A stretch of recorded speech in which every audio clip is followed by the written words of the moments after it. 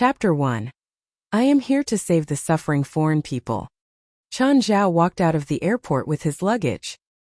He had heard that many foreign people were living in misery. With the zealous intent of rescuing the world, he had to come and save them. There were two women standing at the exit, one of whom was Chen Zhao's mother. The other person, a white lady, was her assistant whose name Chen Zhao recalled to be Sally. Chen Zhao was a doctor who had been involved in a medical accident in China. Thus, he could no longer be employed in a related profession back there. Hence, his mother had found a way for him to come to America. This task was straightforward for the CEO of a pharmaceutical company. Of course, in return, Chen Zhao must donate his bone marrow to her daughter, who was Chen Zhao's half-sister, if she needed it. Chen Zhao's mother had divorced his father long ago, after which she went to make a living in a foreign country. At the moment, she was the CEO of a pharmaceutical company. Nevertheless, Chen Zhao was not concerned with all of this. The two of them were more like two acquaintances. Over the years, they had only contacted each other a few times. The help that Chen Zhao's mother was offering him was more like a trade. Of course, their relationship was also not too awful. Nobody was in the wrong when Chen Zhao's parents had decided to divorce. It was just because they were unable to get along with each other and nothing more. It was not because they wanted a wealthier spouse, or that they were compelled by reality. After the divorce, Chen Zhao had chosen to live with his father, and it was as simple as that. Chen Zhao was also not the kind of person who was lacking maternal love. Here's your green card and bank card, with $10,000 inside. Thanks. Chen Zhao took the items. Is there anything else I can help you with? No? When she needs it, call me. Chen Zhao's mother nodded. What kind of job are you going to get? You don't have to worry about that. I have my own plans. How the hell do I know? Chen Zhao did not even know where he was going to stay. If you plan to return to your old profession, I suggest you get a medical license. If you practice medicine illegally, you'll be deported and go to jail. Got it. After bidding his mother goodbye, Chen Zhao carried his luggage to a taxi. Where to? The driver was a black man. Find a motel for me. Thanks. Chen Zhao's English pronunciation was not very native yet. Korean, Japanese, Chinese. Chinese. Hello. Name's Vincent. What are you here for? Escaping. Oh no. Is China that dangerous? No. I was involved in something there, so I could only leave. Gangster? All right. I was a doctor, Chen Zhao answered helplessly. Just as Chen Zhao had expected, Vincent was a typical alcoholic. Hey buddy, can you tell me what happened? I performed surgery on a patient before his family members signed the consent form. Unfortunately, he died, so I became the murderer. Okay. It's a sad story. Why didn't his family sign the form? Chen Zhao really did not want to talk about this topic. Should he tell this driver that this was a common trick of hospital violators, so that they could criticize those cold-blooded people together? Do you have any requirements for your accommodation? Simple. Good environment, clean and tidy, nice food, cheap prices, preferably with a lot of sexy ladies. Okay. I know a motel that only costs $10 per night. Vincent automatically omitted all the requirements apart from the cost. Chen Zhao sighed, but then he happily accepted the suggestion. The motel which Vincent had recommended was located in the suburb of Los Angeles. As for the environment, the place was surrounded by desolate sands. It seemed like Vincent knew the owner of the motel, who was a dumpy white old man with a large beard. Perhaps because the place was so remote there were no customers around. The owner had dozed off at the counter. Hi Ethan. I've brought you a customer. A cute Asian. Ethan slowly opened his eyes, his reaction somewhat obtuse. He glanced at Vincent and then at Chen Zhao. Great. $15 per night. Hey Ethan, don't do that. He's my buddy. Fine. If you pay cash, it'll be $10 per night, plus free breakfast. Before Chen Zhao came here, he had exchanged some cash. Therefore, he readily paid for 10 nights. You have any document? Driving license works too. Chen Zhao took out his green card. After checking him in, Ethan brought Chen Zhao to a room. The room was not as dirty, messy, and shabby as Chen Zhao had imagined. At the very least, he could accept it. There was a bathroom and a bedroom with windows on one side, so the room was well lit. "Vincent, can you give me your number? If I need a car, I'll find you." "Sure, happy to." Before leaving, Vincent gave Chen Zhao a big hug. Chen Zhao was still not very used to the American etiquette that was overly enthusiastic to him. Nevertheless, Vincent was a very sociable man. Chen Zhao had a really good impression of him. This would be his home for now, at least for a very long time in the future. He would be staying here until he could earn enough money, or could no longer survive. Chen Zhao took out his belongings from his luggage. When he was taking out a particular metallic box, he seemed to be especially solemn. The metallic box was passed down many generations in his family. When his father was still alive, he had been a physiognomist. Chen Zhao was curious how his almost illiterate father had managed to woo his genius mother. He had been told that when he opened this metallic box, he would have to inherit his family business. However, Chen Zhao had always been unable to do so, for which he felt fortunate. After all, even a third-tier doctor was much better than a physiognomist. At least this was Chen Zhao's opinion.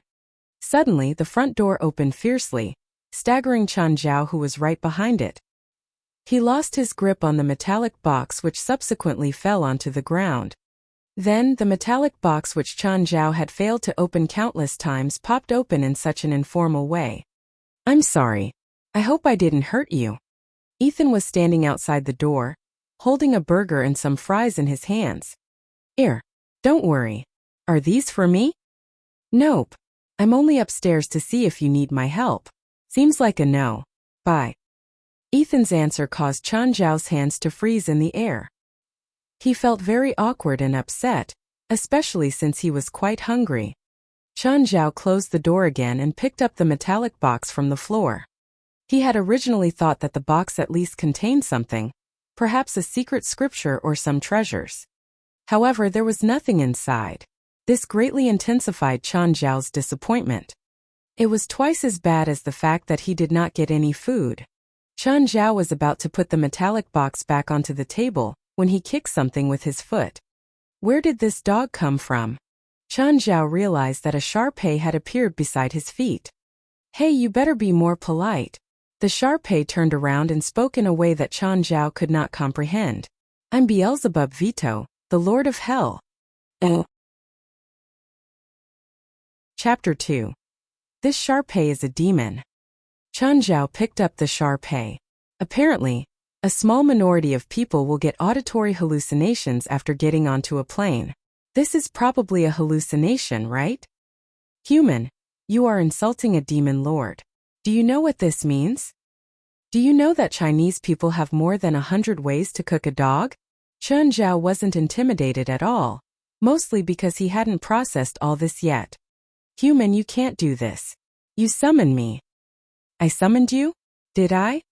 Chen Zhao slowly put down this self-proclaimed demon lord Shar-Pei. His mind was in a bit of a mess right now. No, more accurately, it was very messy. "Yes, I am Beelzebub Vito, subordinate of the King of Gluttony. How did I summon you?" Chen Zhao asked. "How would I know? Don't you need some sort of sacrifice to summon a demon? Did I do some ritual just now?" "I don't know. I just felt your sign, so I descended." "Then what can you do for me? You should tell me what you require me to do." Chen Zhao still hadn't figured out how Beelzebub had appeared. However, the thing he wanted to figure out the most right now was what use this talking Shar-Pei had. "I need money. A lot of money." Chen Zhao made an unsophisticated request. "Please. I'm the subordinate of the King of Gluttony, not Mammon, the King of Greed. I don't do such unsophisticated things." "Then how do I summon the subordinate of the King of Mammon?" Chen Zhao started getting excited about this. "I don't even know how you summoned me, and yet you're asking me how to summon other demon lord subordinates. Do you think I know? Then how do I send you back?" "Food. I want food. Fulfill my hunger." Chen Zhao called room service. "Ethan, get me some food." Soon Ethan brought the food over. It was some handmade hamburgers. $10. "Thank you for your patronage." However, when Ethan saw the Sharpay Beelzebub, he added, "My hotel doesn't allow pets. Wait until I find a place to bury it. Then I'll call animal control and tell them that you killed a pet." Okay, I was kidding. Ethan was the type that bullied the weak but feared the strong. Oh, you should be nicer to me. I'm your summon demon. We have a contract between us. I'm suddenly thinking if I kill you, I might be able to exchange you for a more useful demon, right? You'll be punished, you evil human. Okay, eat your fill and then get back to hell. Otherwise, I won't be able to resist turning you into a dog meat hot pot. Human food is the only thing I like about the human world. Beelzebub ate a burger with one bite. Unfortunately, my body is too small. 2 is my limit. A demon's appetite is that small. My projection can only appear in this state. Damn it, can you please be stronger the next time you summon me? Let me have a bigger body. This has something to do with me. Of course, the stronger you are, the bigger I can be when summoned. I'm glad I'm weak. Otherwise, my money won't be able to satisfy your appetite. Then I'll see you next time. No, I'm never seeing you again. Chun Zhao didn't even try to hide his disgust. Beelzebub gradually disappeared from Chun Zhao's eyes. Chun Zhao also ate a bit. He was hungry too. Suddenly, he remembered that before Beelzebub had appeared, he was looking at Ethan's food and had grown hungry. Then Beelzebub appeared the next moment. Was that the reason? Hunger. Chun Zhao looked at the hamburgers on the table, but he was imagining a full feast in his mind. Plop! That small familiar body appeared again. Beelzebub looked at Chun Zhao sadly. What was that about never meeting again? Why did you summon me again? I was just testing. There are still hamburgers on the table. Eat them and get lost. I can't. I haven't digested the one from earlier. So annoying. I need to try summoning other demons right now. If you allow me to use my abilities, I can speed up the digestion. Use it, use it. Rumble. Just then Chun Zhao suddenly felt super hungry. Extremely hungry. This feeling was 10 times stronger than before. He immediately picked up a hamburger and devoured it. Still hungry. Strange. What's going on? Chun Zhao whipped his head toward Beelzebub. You did this. You agreed for me to use my abilities. Beelzebub looked away, a bit afraid of Chun Zhao. This ability is so stupid. Chun Zhao pursed his lips. Completely useless. If the projection you summon is strong enough, I can make someone die from overeating. I'm a doctor, not a killer. My duty is to save people, not kill them. Plus, you're only able to make me eat 1 extra hamburger right now. You're the one who's too weak, you tragic human. I feel like I can eat dog meat hot pot now. Human, we have a contract. So, what will happen if I eat you? Will I die? Or turn into a demon? You will. Beelzebub didn't know how to reply. When I get back, I'll check the demon scriptures and then tell you. Clearly, this was a demon that didn't do its homework. But you don't know what will happen, so you won't dare to kill me, human. Beelzebub was very good at speculating about humanity. Similarly, you have to listen to my orders, right? Don't dream about me fulfilling some impossible wish for you. Come, roll on the ground 3 times. Human, are you challenging a demon lord's dignity? What kind of punishment will you get if you go against your summoner's command? 1 circle 2 3. Good boy. I'm not a dog. I'm a demon, you despicable human. 3 more rolls. 1 2 3. How about a truce? You're giving up after 2 rounds? I thought demons would have a stronger will. Actually, no, Beelzebub said. There essentially aren't any differences between our thoughts and values. If we ignore the differences in species, our biggest difference is that we demons are more logical than you humans. You know the concept of species. Many humans are in hell. Most people, actually. Does that mean that hell is more advanced than the human world? After all, there are many geniuses in hell and they won't die a second time, right? Actually, no. After their soul enters hell, they'll only have a portion of their memories. Plus, the longer they stay there, the fewer memories they have. We can only learn a general idea of the human world from them. If we want to use these human geniuses to develop hell, it's obviously impossible. Plus, we're more interested in destruction than creation. Are there many people in the world that can summon demons like me? Actually, no. I am probably the only demon who can be summoned away from hell in the past 1,000 years.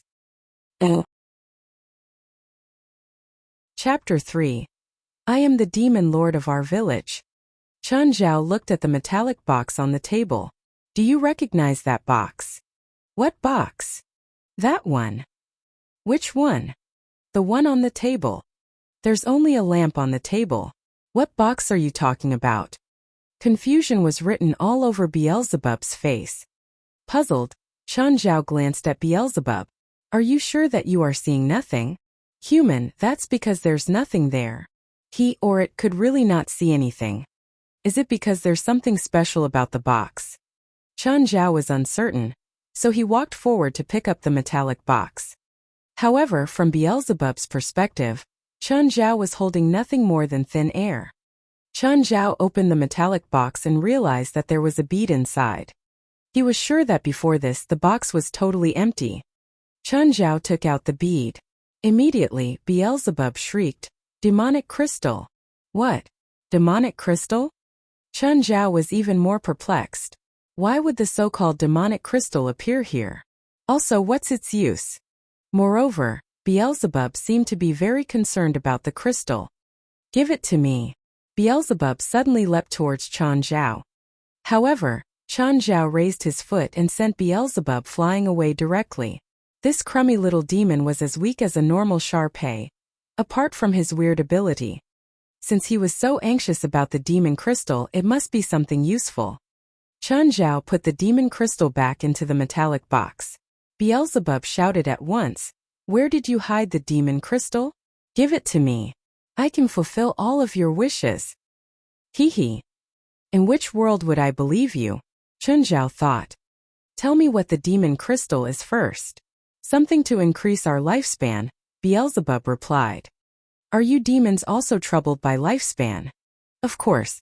Apart from superior demons, little demons like me can only live for at most 200 years.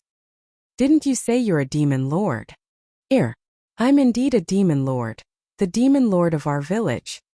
Chen Zhao felt somewhat faint, but he soon realized that since he was so weak, he would clearly not be able to summon any large demons. So how many years of life will a demon crystal like this provide you with? Maybe a year.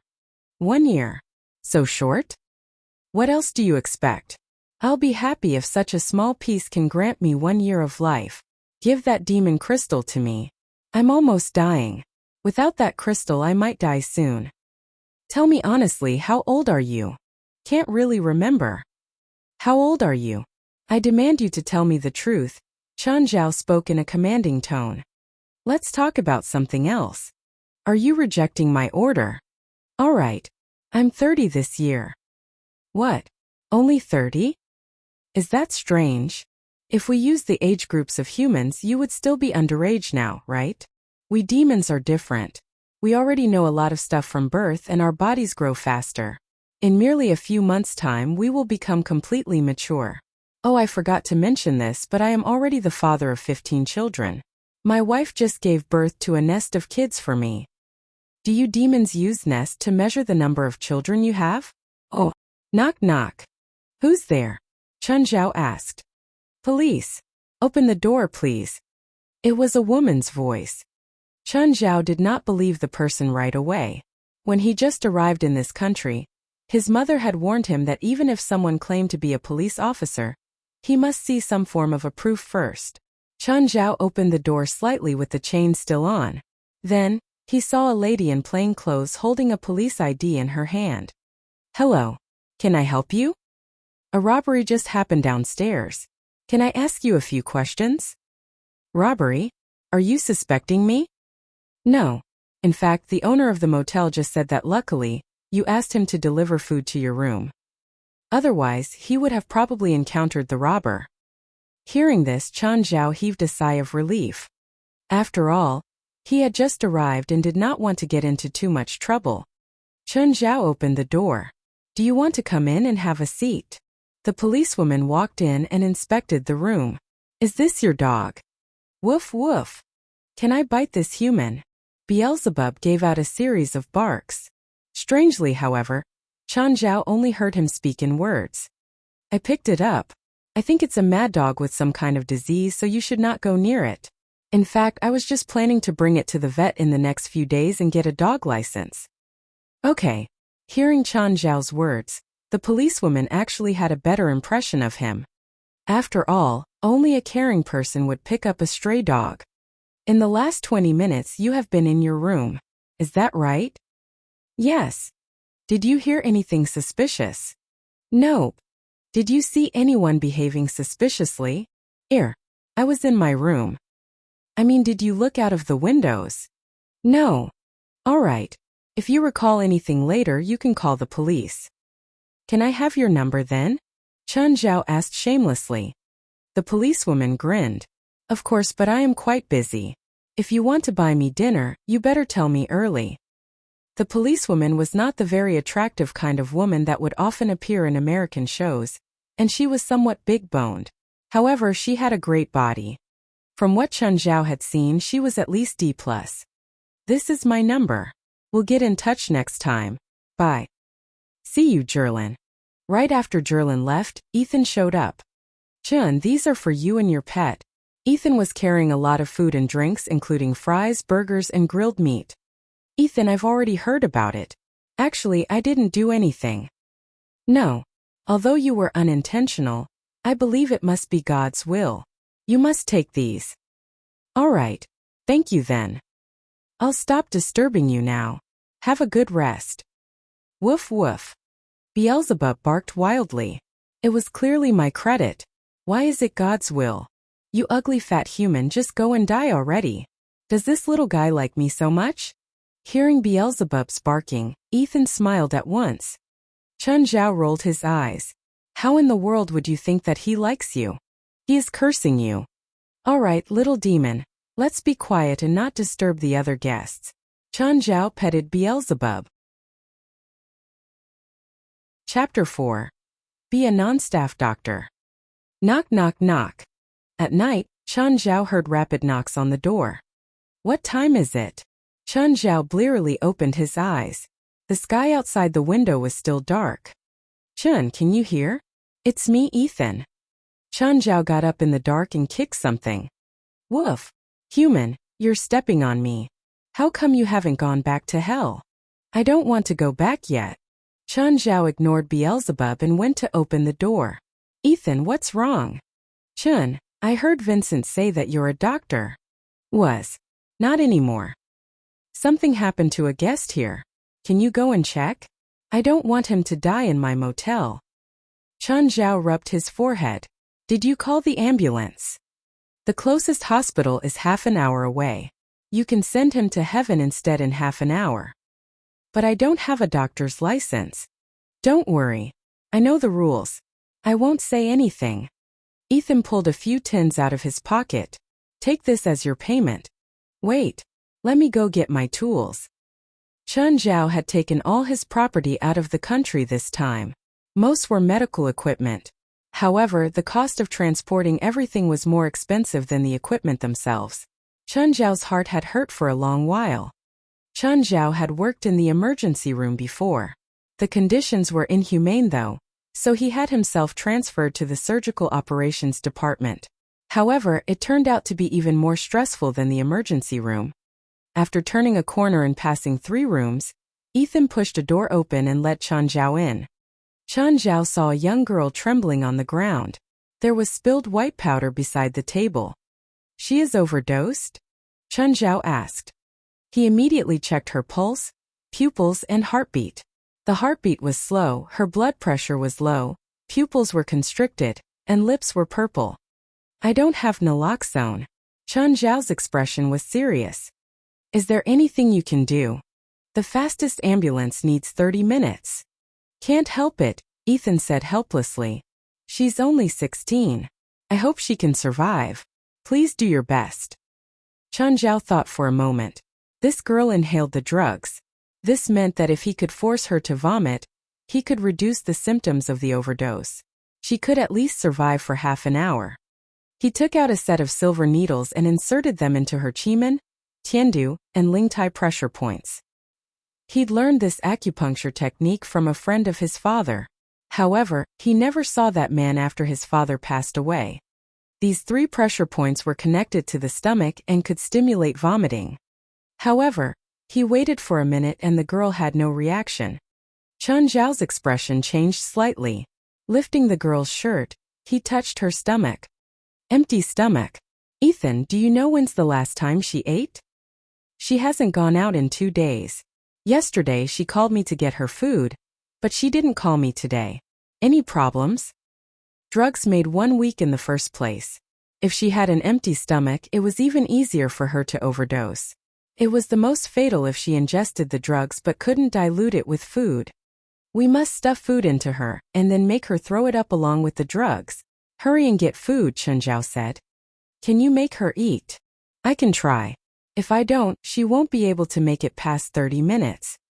As soon as Ethan left, Chen Zhao immediately said to Beelzebub, use your abilities to make her eat. Drug addicts didn't have much of an appetite because drugs affect one's biological functions, causing the body to make wrong judgments. Long-term drug abusers may even cause permanent damage to their body. This girl was unconscious, so it would be difficult for regular feeding to be effective. Her consciousness was still there though. This was a natural instinct. However, Chen Zhao felt himself getting hungry. Damn it, why are you using it to me? You're in the vicinity and I can't be that precise, so you're affected too. Next time remember to move away. Food's here. Ethan was fast and carried a large amount of food over. Meat won't work. Shove bread and soda into her mouth. Do you have chopsticks? Never mind. Chen Zhao propped open the girl's mouth with his fingers. Meat could get stuck if swallowed without chewing. You should never force feed an unconscious person with meat. Is this all right? Ethan couldn't help but be worried at seeing Chen Zhao shove food in so aggressively. Since we don't have the medicine or emergency equipment, this is the only solution. Otherwise, we'll just watch her die. Suddenly, he saw an apparition crawl out of the girl. Her soul? Go back. Chen Zhao roared. The apparition lay back down in fright. The next moment, the girl's body convulsed. Then with a cry, she began throwing up. Chen Zhao and Ethan exchanged glances, both letting out a long exhale. Tell her to eat something. When the ambulance comes, take her to the hospital for another checkup. Chen Zhao cleaned up his stuff and prepared to leave. People like this girl were common in this country. Chen Zhao was an outsider, so he didn't plan on becoming the incarnation of justice and fight in this war against drugs. He didn't plan on becoming a mentor and educating this girl either. Chen, you've worked hard. Looking at the girl, Chen Zhao shook his head and left with his equipment case. Chen Zhao went to sleep again. He didn't stretch and get out of bed until noon. After washing up, the man and dog went out to look for food. There was a burger shop around 100 meters from the motel. After eating their fill, Chen Zhao and Beelzebub went back with full stomachs. Chen, you're up. Ethan was playing on his phone at the counter. When he saw Chen Zhao, Ethan greeted him first. Good morning. Chen, do you have a business card? Business card? No. You want my business card? I don't, but I think you need one. Why? If you want to work as a doctor. I don't even have a medical license right now. What I mean is, you can be a non-staff doctor. Believe me, you don't need to get a license because you won't get it. You just got to America, so there's no way you can pass the test. I can introduce you to some clients who pay with cash. This way you won't get caught. Of course I'll need a cut. Is it dangerous? Chen Zhao was a bit hesitant about Ethan's suggestion. He knew that a medical license was hard to get in America. Plus he only had a Chinese degree. America might not even accept it. Ethan was suggesting for him to give up on the legitimate path and become a wandering street doctor. Don't worry. The clients I introduce you to definitely won't report you to the police or government. No, I mean, are your clients safe? I don't want to be the health consultant for the mafia or something. I don't know any mafias.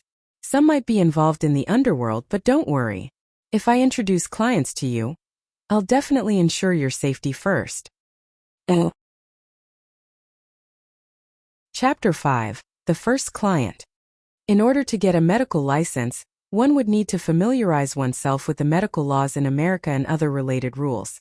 This would be like going through high school all over again, which would also mean that Chen Zhao would not have a stable source of income for an extended period of time. The money he had at the moment was certainly not sufficient to sustain him until then. Therefore, after thinking about it carefully, Chen Zhao decided to accept Ethan's suggestion. Chen, since you have accepted my idea, I also have to make some rules clear to you first. My only responsibility is to be an intermediary, with a 20% commission. Of course, that only applies to the clients I introduce to you. If you manage to find any clients yourself, I will not be involved. Also, you can choose to reject certain clients. Moreover, your relation with the clients can only be treatment-based, and definitely nothing more. You can occasionally have sexual relations though, as long as you do not end up developing feelings for each other or getting into conflicts. In addition, you must not reveal any information about the patients to anyone else, especially their secrets or flaws. Even I cannot disclose them. This will be good for you, me, and the clients. Got it. And you can only accept cash from the clients. There must not be any transaction trails. Otherwise, the IRA will be able to track you down. You must only treat them after receiving your pay, because some clients have very unstable financial circumstances. Perhaps when you are trying to get your debt back, they will have already died in some corner. Lastly, if a client asks you to sign a medical certificate, you must not do it, no matter how much they pay you. Do you understand? Yes, I understand. As for your safety, you can rest assured. Even if your patient is the head of some criminal gang, and even if during the process you see something you shouldn't, nobody will touch you. This is a solid rule in the profession. After all, if they dare to hurt you, nobody will treat them in the future. So you don't have to worry at all. Ethan, are you very familiar with this? I have never worked with a doctor, but I have been an intermediary for other things. The rules are really all the same. Although Ethan and Chen Zhao had already reached an agreement, they would not leave any paper contracts. They would only give each other a verbal promise. Chen Zhao returned to his room. Beelzebub grabbed a burger and started eating it right under the sunlight that shone through the windows. Beelzebub, are you demons not scared of sunlight? Idiot human. I'm not a vampire. Do vampires really exist? Since demons exist, why would vampires not exist? Are they in the human world or in hell? Hell. There are definitely not any here. Why are you so sure? Vampire is actually a branch of demons. In the last 1,000 years, no demons have ever come to the human world. The vampire subspecies that were left here in the past have certainly all died. How can there be any vampires here? What subspecies? The subspecies refer to the ones with vampire characteristics, but they can't reproduce. Chen Zhao asked curiously, aren't vampires immortal? How can they be immortal? There's nothing in this world that is truly immortal. Neither demons nor gods, not to mention vampires. Most vampires can only live for 500 years, and they can't even increase their lifespan through demonic crystals. How do vampires reproduce? Does a person become one after being bitten? No. Pure-blooded vampires use the usual sexual reproduction, just like humans and other demons. On the other hand, vampire subspecies need very special rituals for conversion. But I'm not a vampire, so I don't know the process. Beelzebub, is it because of the demonic crystal that you are unwilling to return to hell? Are you saying that you'll give it to me? Chen Zhao pondered for a while. After all, Beelzebub had helped him greatly the day before, so he did not mind giving the demonic crystal to him. Chen Zhao opened the metallic box, only to find that another demonic crystal had appeared inside. It was significantly larger than the first one. What? Why are there two crystals? Does this box produce demonic crystals? No, there must be special reasons. Chen Zhao recalled the events that had happened the day before, and had some preliminary guesses.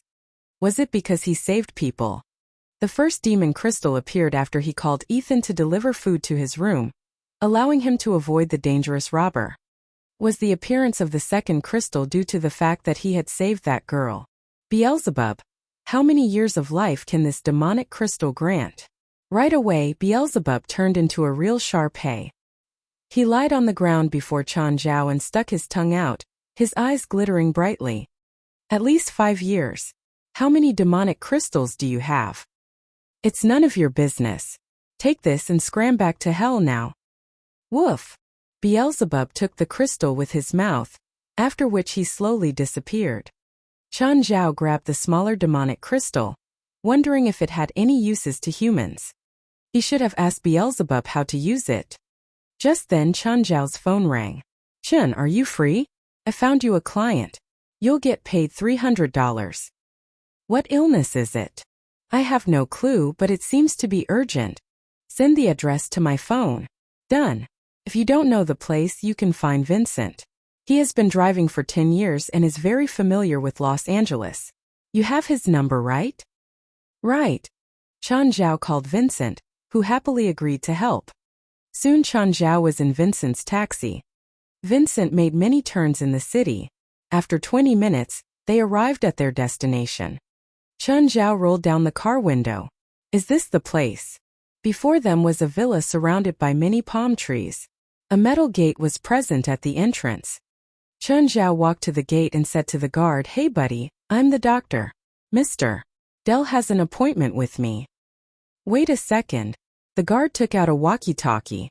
After confirming Chen Zhao's identity, he allowed him through the gate. From afar, Chen Zhao could already hear loud music and delighted voices from men and women. When he passed by a swimming pool, he saw many men in swimming trunks and women in bikinis playing either in the water or beside the pool.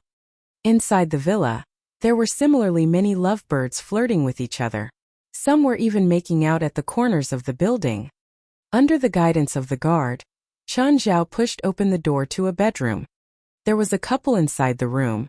The woman was a blonde, white lady. She was sitting in front of the windows, holding a glass of wine in one hand and a cigarette in the other. The lady only had her bra on and her sexy body was fully exposed. On the other hand, the man was sitting on the edge of the bed with his head lowered and seemed somewhat upset. Boss, this is your doctor. Asian. Do you have a problem with that? Chen Zhao put down his instrument box. Nope. Help me quick. What problem do you have? The man removed the bath towel that was covering his lower body. I can't get hard. Chapter 6. Another new helper. Chen Zhao wasn't very surprised. To be honest, he had guessed most of it when he first entered and saw the looks on their faces. Putting on gloves, he picked up the entire flaccid manshaft. Any feeling? Yes. Did you take anything before? No. Any habit of taking medicine? Allergies to any? No, asshole, can you hurry up? It's pretty easy if you only need me to make you hard. But are you sure you don't need me to ensure its regular use in the future? Okay, fine. Is there something wrong with me? Tell me, how often do you have sexual intercourse recently? I've been partying here since yesterday, probably 5 times or more. One time it was just hands. Chen Zhao listened to the man's heartbeat while asking, You called for me because you were flirting earlier but couldn't get hard? Yeah, I feel like I'm turned on but I just can't get hard. I'll need to use some needles. Actually, this man already had a renal deficiency. Even Chen Zhao could only make him get hard temporarily. It wouldn't last long unless he changed his current living habits. Shots? No. Acupuncture. Will it hurt? No. You're very weak now. If you continue this way of life, in half a year, you'll be forever impotent. I see. Help me fix this problem first. Chen Zhao opened his case but was shocked the instant it opened. There was actually a snake curled up inside. A snake? How come you have a snake? The man was scared too. He jumped away hurriedly. Hiss hiss. Human, why am I here? Did you summon me? Don't be afraid. This is my pet. Just a second, please. Chen Zhao wasn't quite sure what was happening either. Picking up the colorful snake, he walked out of the room. Who are you? I am Raymond Geller, subordinate of the King of Lust. Okay, I don't know how I summoned you, but since you're the subordinate of the King of Lust, you should know how to turn someone on, right? Seems like you're quite familiar with demons. I can indeed do it, but you need to give me a sacrifice. What do you need? Give me 10 snakes similar to me. You like eating snakes? No. I want to fuck them. Okay, no problem, but can I use this instead? Chen Zhao took out a demonic crystal from his pocket. Raymond immediately wrapped around Chen Zhao's arm. Of course. Thank you for your kindness. You are the mightiest, most generous and selfless human I've ever met. It is my honor to meet you. You are a good person. Wait. I'll accept the praises in the beginning, but let's forget about the good person part. Why? Don't humans all say they're good people? Have you met many humans before? No, you're the only living human I've met.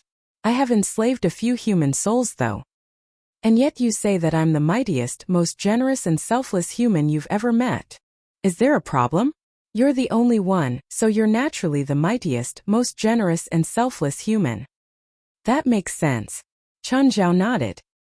He guessed that the things he'd seen along the way had produced a sexual urge, allowing him to summon Raymond.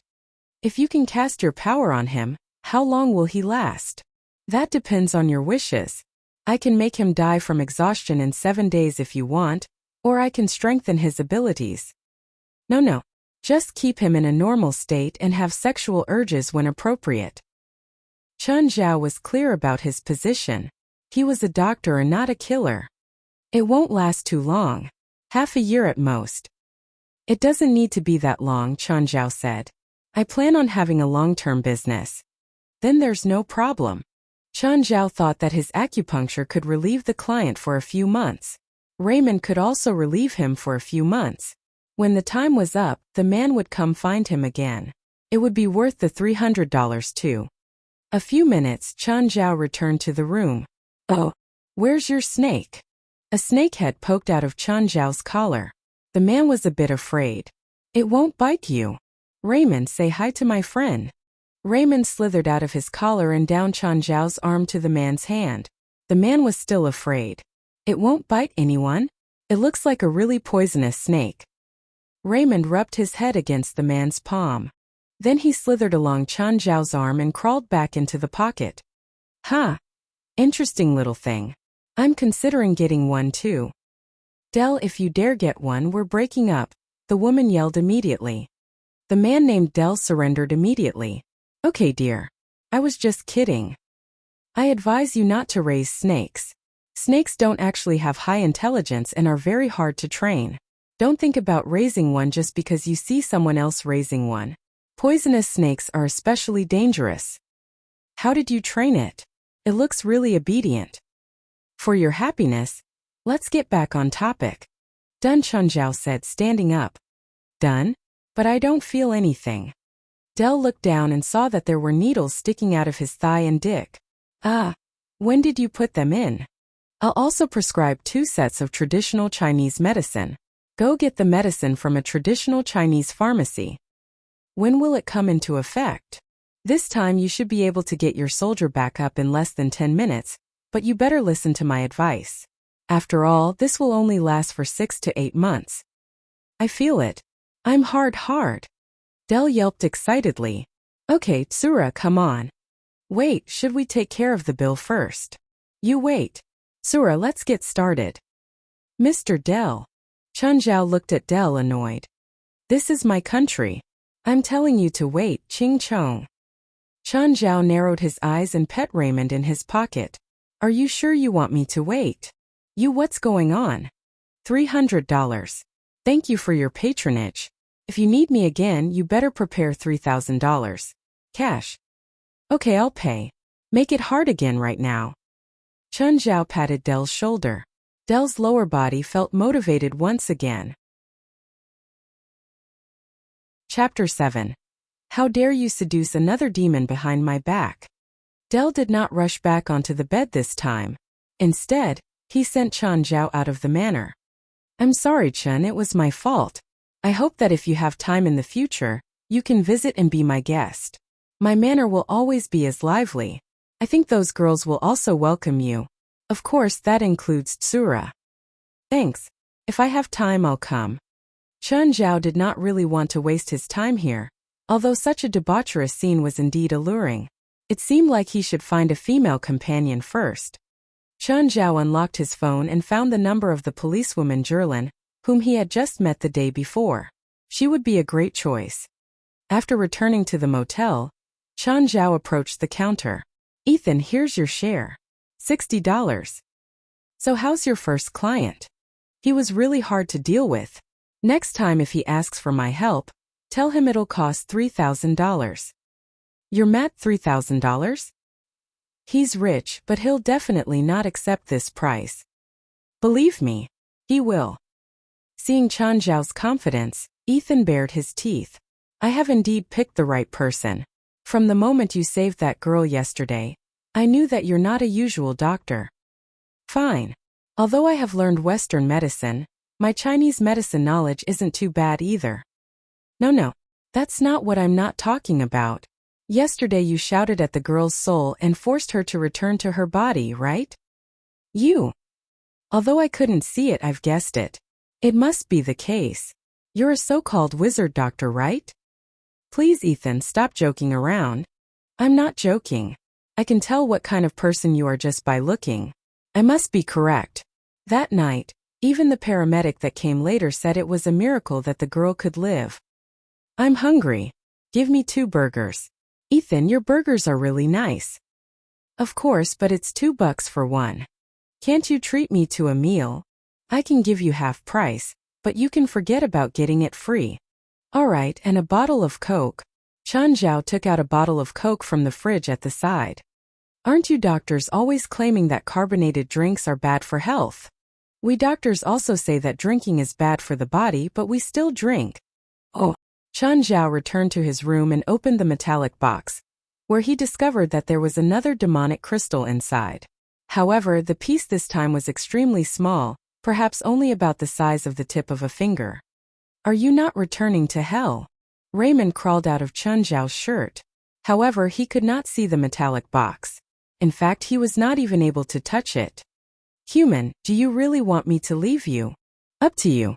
The demon that I summoned last time did not really like to stay around me. I feel that I will have more opportunities to display my skills if I stay with you, and also more opportunities to obtain demon crystals. Chen Zhao twitched his lips. He would not believe that a demon would like him. I don't deny that. Fine. You can stay for as long as you want. Chen Zhao started eating the burgers and drinking the Coke. Do you want some? No. I have not finished digesting the demonic crystal you gave me just now. Moreover, I'm not really interested in human food. Suddenly, Beelzebub jumped out from the shadows. Huh? Beelzebub? Why are you here? Did I summon you? I can feel the scent of food. Leave one for me. Wait, you have another demon here? You actually summoned another demon behind my back. You despicable, shameless, mean human. How can you do this? I thought I'm your one and only. Chen Zhao was speechless. If I have a choice, I would get rid of you now and never summon you again. A tail suddenly appeared behind Beelzebub's back. Raymond bit Beelzebub's back with full force. In pain, Beelzebub jumped into the air and raced around in the room with Raymond on his back. Damn! You're a subordinate of Raymond, the king of lust. I knew it. It's this dirty and abject bug that has seduced you. Don't worry. I'll help you to take care of it. I'll never let it appear beside you again. I am all you need. Subordinate of Beelzebub, you pathetic, fat pigs. This is already my territory. Now scram out of the human world, or I'll help to sterilize you. In fact, both Beelzebub and Raymond were the names of their respective demon kings, and not their names. The names at the back were their surnames. They did not have first names, which only powerful demons would. The 2 little demons fought each other with all their might in the room, but none of them could win over the other.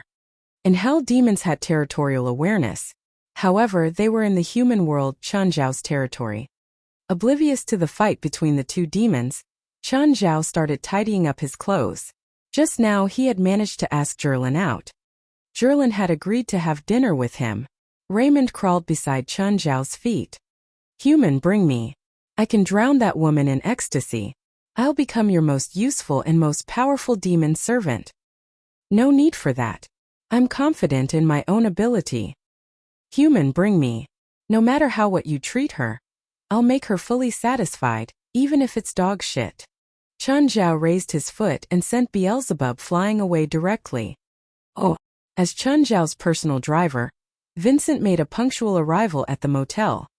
Vincent, go to the Platinum Building. Chun, do you have a date tonight? Yup. Then did you bring any condoms? Here you go. Free. Vincent took out a small box from a larger one beside his seat. Thanks. We've reached. Hope you have an amazing night. Chan Zhao and Zhilin had agreed to meet at the restaurant on the top floor of Platinum Building. It was a high-class Western restaurant.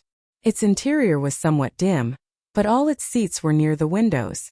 Through them, one could see the night scene of most of Los Angeles. Zhilin was wearing a low-cut dress. Her hair was tied up and her face had some foundation on. Zhilin, I'm sorry to keep you waiting. You look gorgeous tonight. In fact, Chun Zhao had planned to pick Zhilin up, but she had rejected the offer. I've also just arrived. I originally thought that I would need at least 10 tries before you would agree. I just happened to be free today. Chun Zhao allowed Zhilin to order food first, after which he ordered the same thing. Which department are you working in at the police station? Crime investigation. All the cases I am handling are homicides. The taste of this restaurant seemed to have improved significantly. At least it's worth the cost now. Chun Zhao also started eating the food. Yes, the taste is not bad at all. It tastes ordinary. How is it worth the cost? The food they had ordered cost at least $200, but the taste was only so-so. Was it due to the different taste of people in the East and the West? Chapter 8. Getting into the groove. I'm sorry. I ate too much tonight. In China, if girls eat well it means that they'll have a good life. But neither the West nor the East like fat girls, right? I like plump girls like you. Zhilin was indeed a bit thick, but she wasn't that bad. At least she was still okay for Chun Zhao. What are you looking for? I think my pet must have followed me secretly, said Chun Zhao, because Zhilin had indeed eaten a bit too much. Zhilin was a bit bigger than other girls, but her appetite shouldn't be to this extent. Thus Chun Zhao suspected there was something else. Hey, look there. Your little demon is there. Zhilin saw him. What's on its neck? Oh my god, it's a snake. Chun Zhao rubbed his forehead. I hope we won't get kicked out. A high-class restaurant like this didn't allow pets, but Zhilin laughed and said, I'm full anyway. Let's go.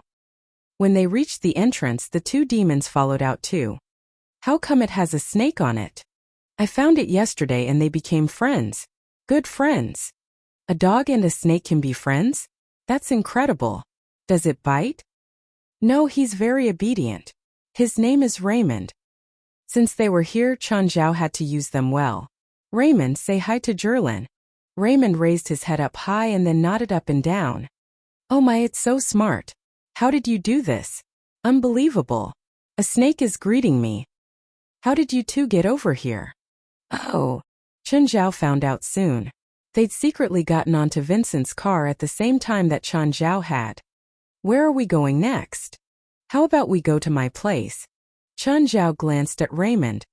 Zhilin pursed her lips slightly and a rare blush appeared on her cheeks. Sure. The two called a taxi and went straight to the motel and began a wild night. They both enjoyed it. Zhilin was a very open girl and was okay with any position. Under the two demons' eyes, the man and woman went through round after round of battle. Zhilin was a very good companion. The best thing about her was that she didn't get too attached. They were only friends with benefits. Chun Zhao had made this clear before. They weren't dating and both could go for their own relationships. If one of them wanted to end this, they would break off immediately. Chun Zhao was satisfied with this. Neither of them had any emotional baggage. The next day Zhilin left, but Chun Zhao remained in bed. Admittedly, he'd overestimated his own abilities and gone too wild the night before. His waist was hurting now. Human. Are you satisfied with my work? I won't get into how you two acted on your own accord last night. However, this doesn't mean that you can do whatever you wish without my permission. If you use your abilities on me or the people around me without my permission, I won't hesitate to cook a nice pot with you two in it. You know, as a Chinese, I don't want to create 100 ways of eating demons as an innovation in cuisine. Oh, Chun, there's a new client. I'll give you the address. This one promises $1,000. Chun Zhao arrived at the client's home and discovered that she was a third-tier Hollywood star with STD. And she still wanted to use her body to pay instead of the $1,000. Chun Zhao wouldn't agree unless he was crazy. In the end, she unwillingly paid the $1,000. In the following 4 days, Chun Zhao received 3 jobs. The most expensive one was this celebrity. The cheapest one was only $400. After taking out Ethan's commission, these 3 jobs together gave him close to $1,500. Chun Zhao was pretty satisfied with this kind of income. After all, he could manage to survive in LA with this. The preconditions were that he couldn't go to the Platinum Building to feast every day. Jerlin wasn't a shallow girl either. She could eat fancy meals but also fast food. She also wouldn't make Chun Zhao pay each time. Chun Zhao and Jerlin didn't cling to each other every day either. They both had their own lives and space. They kept a nice distance between each other. Chun, where are we going tonight? There's a nice grill near my place. The best part is that they allow pets inside. Okay. I can only come after 7 o'clock. No problem. I'll wait for you. Unlike the first time when they both dressed up, they wore more casual clothes this time. Jerlin had just gotten out of the police department, and Chun Zhao noticed that her left hip bulged slightly. She probably had her gun with her. After they became familiar with each other, they grew more casual with each other, eating and drinking without concern. Jerlin knew a bit about Chun Zhao's illegal medical practices. However, they rarely talked about work. This let them have some privacy too. Is it okay for Raymond to eat cooked food like this? Jerlin looked at Raymond on the table. Curled up in a bowl, he opened his mouth wide and swallowed a chunk of meat. Jerlin had seen some TV shows. She knew what snakes looked like when they ate, but she'd never seen one eat cooked food. As for the Shar-Pei dog Beelzebub, he was much more normal. Of course, this was only in comparison with Raymond. Beelzebub was standing on the chair on his hind legs and pawing at the food on the table. Jerlin looked away. Chun Zhao noticed her staring at behind him. Just as he was about to turn around, Jerlin said, "Don't turn around." Chun Zhao obediently lowered his head and continued eating. He noticed Jerlin touching her waist, seemingly going for her gun. "Can you tell me what's going on?" Chun Zhao asked. The man at the counter is the suspect of 12 robberies and murders. He was the one who robbed your motel that day. 3 people have died in his hands so far. 1 was a cop. You want to arrest him here. There were at least 20 customers in the restaurant and that suspect was diabolic. He definitely wouldn't surrender and let himself get arrested. It could very likely evolve to a mass shooting. If it was on TV, Chun Zhao wouldn't mind enjoying a battle between cops and robbers. In real life, though, this didn't feel good. Perhaps the little demon and Raymond can help, Chun Zhao said. What? Them? How can they help? Chapter 9. Guesses about demonic crystals. Thank you for your visit. That will be $23. After making the payment, Phil took his food to go. He was about to return to his car when he suddenly felt something bite his leg. After taking 2 steps, he felt somewhat dizzy.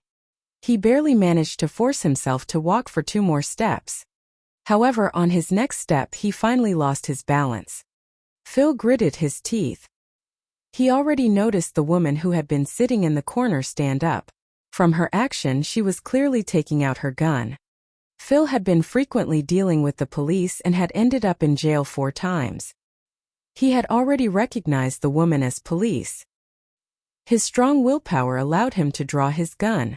Suddenly, however, a black thing pounced towards him and bit his wrist. Ah! Phil's gun dropped onto the ground.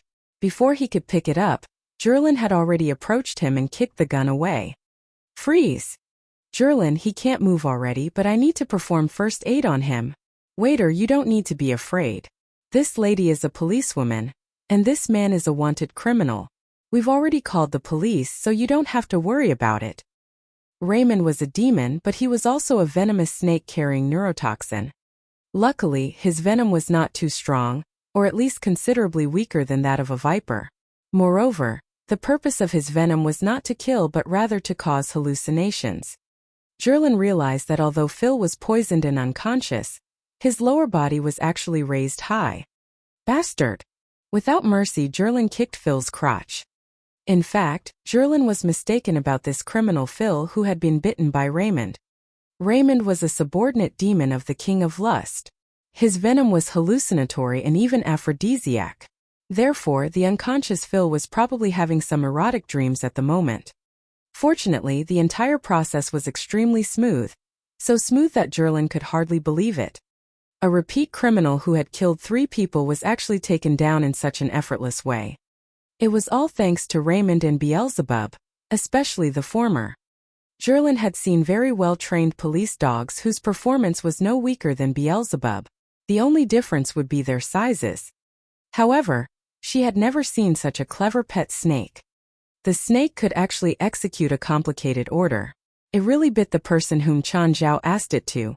When Chen Zhao first proposed the plan, Jerlin almost thought that he was insane. How could a snake understand such a complex command? However, the reality proved that Raymond could really carry it out, and moreover to perfection. It actually understood what Chen Zhao was trying to say. Chen Zhao released some of Phil's blood, so that he would at least not die of the venom. Although Raymond's venom was not too powerful, it might still cause death in the absence of timely treatment. Jerlin had already handcuffed the unconscious Phil. Then, they waited for the arrival of the police and ambulance. Chun, I'm sorry for ruining the dinner. You did nothing wrong. You don't have to apologize. And thank you, Raymond, little demon. Chun, do they understand me?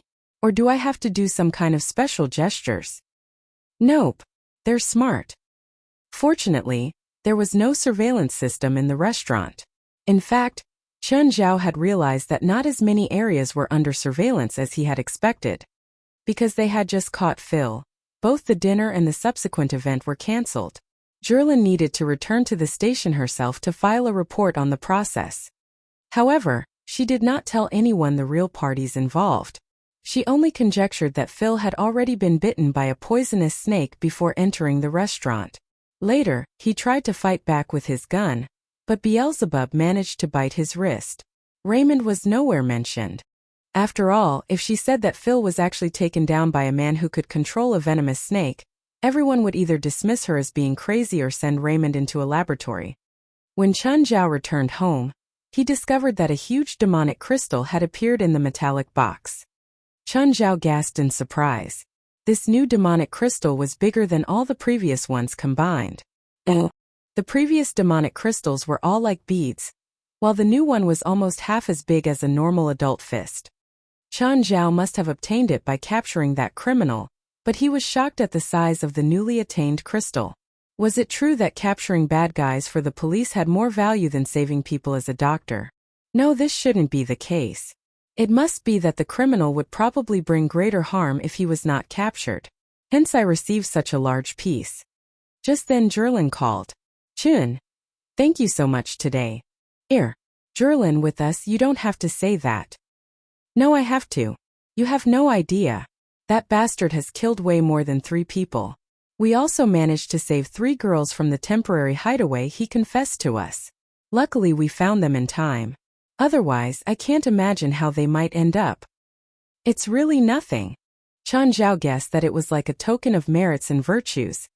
However, this was known by the demons as demonic crystals. Chen Zhao took out the small demonic crystal he had obtained earlier. You too, come here. Human, what's up? This is what you demons call the demonic crystal, right? Yes. Do you also have this in hell? Yup, but they're very rare. How do you normally obtain demonic crystals in hell? Ordinary demons can forget about getting them. Even large demons need to pay a huge price for them.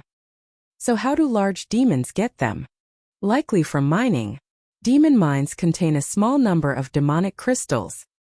How do demon mines come about? After human souls are reduced to hell, most of them will suffer and be tortured because of the sins they have committed while alive. After tens or hundreds of years, they will be shattered into fragments.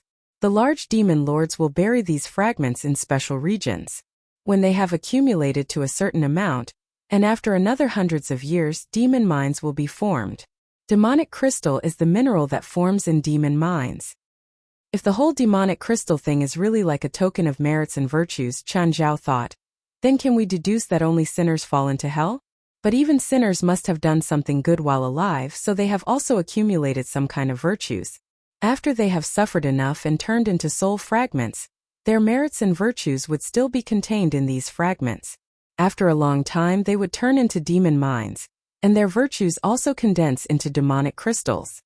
Can this thing only be used by demons? Of course. Beelzebub and Raymond answered simultaneously. I'll give this piece to the one who tells me that humans can use demonic crystals. The two demons stared at each other, but neither of them spoke. Chen Zhao glanced at the two demons. It seemed that they were determined about not telling him more. Chapter 10. Being a doctor is too dangerous. Did you think that I wouldn't know if you just don't tell me? If I can summon you two, I can obviously summon a third demon. By then you'll probably lose your job. You'll never get demonic crystals again either. Actually, humans really can't use it. We demons can eat the demonic crystals directly, but humans can't seem to digest it. Chen Zhao looked at the demonic crystal in his hand. Whatever. It seemed that this is not a problem he could rush to solve. If demonic crystals could only be eaten, then it might really be inaccessible to humans. Isn't there a more scientific and effective way? As you humans say, there's nothing more effective for absorbing nutrients than digesting it. Chen Zhao looked at the demonic crystal in his hands. Should he try? Perhaps his stomach could digest it. Even if he couldn't, he would at most get a big stone. It wouldn't be that bad. No, he shouldn't risk it. After thinking for a bit, Chen Zhao gave up on the idea. Digesting it was one thing. Who knew if it would have any side effects? Here. Chen Zhao tossed the demonic crystal to the two demons, letting them fight for it between themselves. It was quite interesting seeing a dog and a snake interacting with each other. It began drizzling outside. A few minutes later, the rain grew heavier. Just then, Chen Zhao's phone rang. Chun, there's a new job, but this one's a bit different. You can decide if you want to go. What job? A gang leader. The price is pretty high. $3,000. What's wrong with him? Bullet wound. Is it dangerous? I'd be lying if I said it's completely safe, but I'm pretty familiar with that guy. He'll follow the rules. Sure. If you say so, I'll go. Compared to the safety problems, $3,000 was enough for Chen Zhao to take the risk. $3,000 was a big number at any time. Plus, Chen Zhao was really poor right now. It was getting late. Chen Zhao called Vincent to ask if he was free. Vincent agreed to pick him up, but he asked for double the pay. Vincent brought Chen Zhao to an older street. The streetlights were dim too. Want me to wait for you here? Vincent knew what this place was. Don't stay here. I'll call you if I need the car. It's not safe here. Go drive around some other places. I understand. Vincent nodded. Chen Zhao got out of the car and went to the house bearing the rain. He knocked on the door. The door opened and a black muzzle reached out from the darkness. It pointed at Chen Zhao's forehead. In that moment, Chen Zhao started regretting his decision. Ethan, where's the safety? This isn't like what you said. Hi, I'm the doctor. Ethan told me to come. Right then, a raspy voice streamed over from the inside. Marguerite, put down the gun. I trust Ethan. Can I come in now? Come in, son. Chen Zhao walked down the hallway into a small room inside. It's too dark. Turn on the light. Marguerite, turn on the light. With the light on, Chen Zhao saw a man lying on a sofa. His body was covered in blood and had 4 bullet wounds. His abdomen and chest had been wrapped crudely with gauze. It was still seeping blood now. The man's body was damp with not only blood but also sweat. It was obvious that he was in great pain. Chen Zhao sat beside the sofa. Can you tell me when you were shot? Morning. Be more specific. It's been around 14 to 15 hours. Chen Zhao opened the gauze. You haven't taken out the bullet yet. It's probably infected already and you've lost too much blood. After these few days, Qian Zhao realized that the biggest obstacle in his work was that he had no source for medicine. Acupuncture was okay for some diseases, but these wounds required Western medicine. But without a medical license, he couldn't even get the most basic amoxicillin. Amoxicillin was the best for infections. Of course, Yunnan Baiyao worked well too. Chen Zhao only had that. He also had to take out the bullet, but he didn't even have painkillers. Don't worry, the man said weakly. Just do what you do. Whether the result is good or not, I'll still pay you. But the bald Morgari standing on the side would definitely not agree with his boss on this one. He was glaring coldly at Chen Zhao the whole time. If something happened to his boss, Chen Zhao probably wouldn't be able to get out alive. I'll give you acupuncture to help stave the pain, and then extract the bullet. I'm not afraid of pain. This is required. It's not about whether you're afraid or not. A lot of time, courage doesn't mean vitality. Immense pain will make your blood and metabolism speed up. You've already lost a lot of blood. If you lose a bit more, you'll probably be going to heaven. Okay, I'll do whatever you say. Chen Zhao carefully stuck the needle into the acupoint. He didn't dare make any error. This wasn't just for his patient's life, it was for his own too. After stopping the pain with acupuncture, Chen Zhao lightly pressed on the side of the wound. Do you feel anything? Yes, but it doesn't hurt. It was good that he felt something. If he didn't, it meant the nerves around it were damaged. Chen Zhao took out his surgical knife and started with the wound on the abdomen. The bullet wasn't in deep. He could see it clearly after opening the wound. The entire process took less than 10 minutes and the first bullet was out. However, when Chen Zhao checked the wound on the chest, he discovered the bullet was stuck on the aorta next to the heart. It was very dangerous. This is too troublesome. I'll do the other 2 bullets first. Chen Zhao could only give up on this bullet for now. The other 2 were on the man's thigh and shoulder. They weren't difficult either and took less than 20 minutes. However, he still had to face the chest wound. Furrowing his brows, Chen Zhao started thinking. Suddenly, Chen Zhao saw a shadow beside him. Freaked him out. What's that? It was a faceless man. He wore a hooded black robe, but his face was empty whiteness. He carried a rusted sickle. The Grim Reaper. He was the Grim Reaper. Chen Zhao was sure. The Grim Reaper was here. Chen Zhao's forehead was covered in cold sweat. Who was he here for? Although matter who his target is, it wasn't good news for Chen Zhao. If this gangster died, he wouldn't be able to live either. Calm down, calm down. You gotta calm down. This guy couldn't die. If he died, Chen Zhao would die too. That moment, Chen Zhao was filled with regret. Why had he been greedy and took this job? Why hadn't he brought the 2 demons with him? If they were here, there might still be a chance. Chapter 11. I'll call you Blackie in the future. Suddenly, Chen Zhao had an idea, a very risky one. The demonic crystal. The gang leader might be saved if he ate the demonic crystal.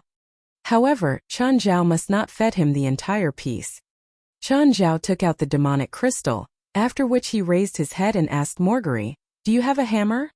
"What's that for?" "Do you have it?" Chen Zhao did not explain more. "Find him a hammer." Morgari turned around and left. After a short while, he returned with a hammer. Chen Zhao did not know if the demonic crystal was indestructible, but he had no other choice at the moment. Chen Zhao took the hammer and raised it high in the air. However, suddenly the Grim Reaper approached him. "Are you going to save him with this?" A strange voice sounded off in Chen Zhao's mind. Chen Zhao tried to use his thoughts to reply. "Yes. Is there a problem with that?" "Give me the demonic crystal. I'll let him off." "The demonic crystals is worth much more than his life," Chen Zhao replied. "Yes, but if he dies, you'll die as well." "Are you the Grim Reaper? Why do I feel like you're more of a demon?" "I'm indeed a demon. The Grim Reaper is only what you humans call me. To be precise, my race is known as Soulbringers." "Demon?" "A demon that I know told me that no other demons have entered the human world in the past 1,000 years. Do you know other demons? Although we Soulbringers are also demons, we do not live in hell. Instead, we are found in the crevice between hell and the human world. Then how do you send souls into hell? We're not responsible for bringing souls into hell. Fallen souls will drop into hell themselves.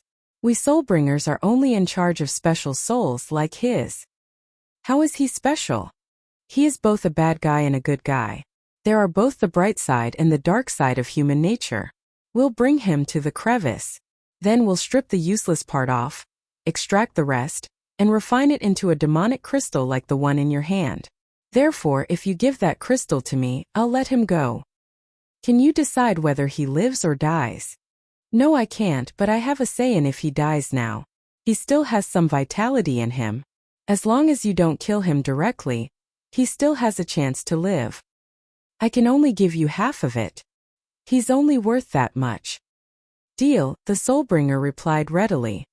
Then Chun Zhao dropped the hammer, crushing the demonic crystal into many pieces. It seemed like the crystal was nowhere near strong. Chun Zhao picked the pieces up. Then, while the other two people were not watching, he gave half of the demonic crystal fragments to the Soulbringer. Are you not leaving? Chun Zhao really felt uncomfortable to have a Grim Reaper beside him. Don't worry. You can count on my words.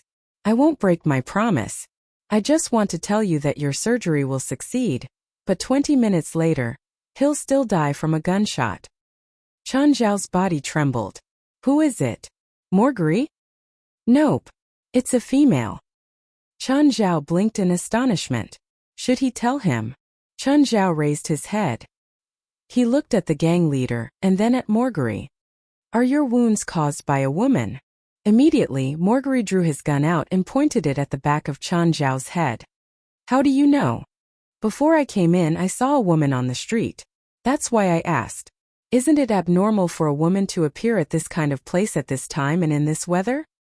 The leader's eyes glimmered. I owe you a big one. Nope. I was only being responsible for my patient. Chun Zhao started taking out the bullet from the leader's chest. The Soulbringer did not leave during the entire process. I'm in charge of this subdistrict. If you need me, you can find me again.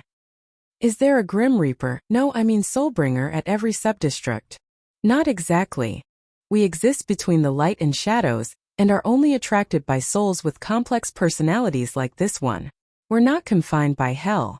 It's just that there are a great number of special souls in this area, so I'm staying here.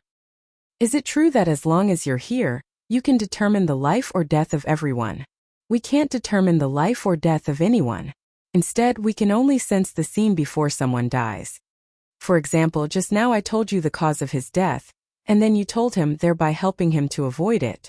On the other hand, if a person is out of vitality, no matter what you and I do, we can't stop his death. No, in fact, demonic crystals can. Can demonic crystals extend one's lifespan? Yes, but everything is two-sided.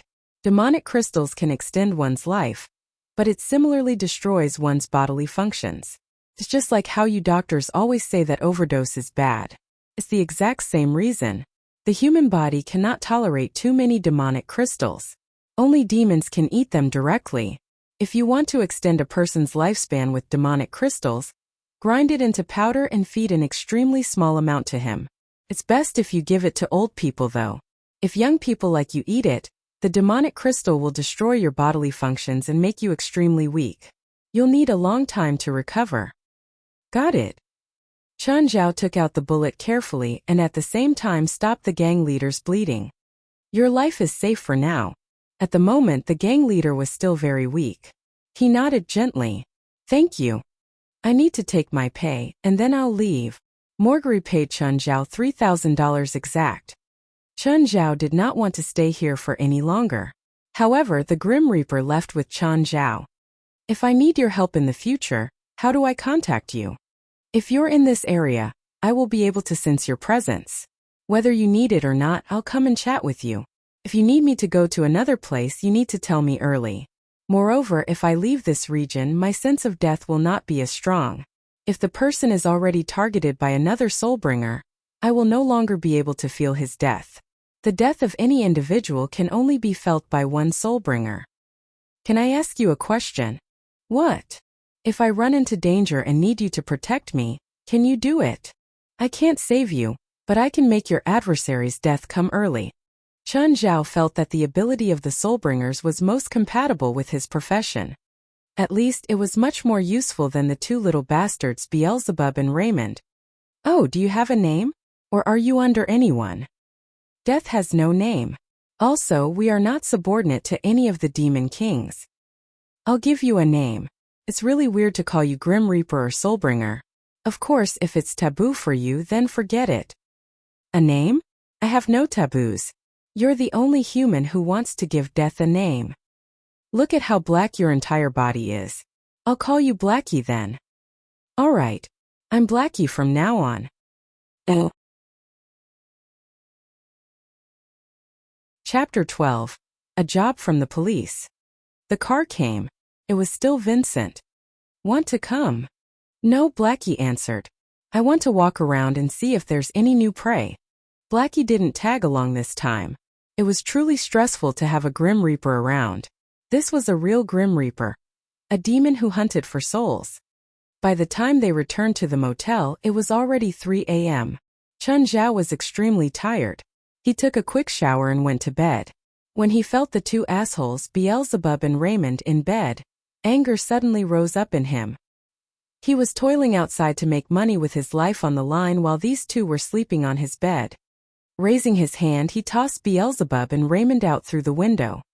Chen Zhao didn't get up until noon the next day. The job last night had been dangerous, but the payment was quite hefty. Chen Zhao went downstairs and gave Ethan his commission. Chen, it's a joy to work with you.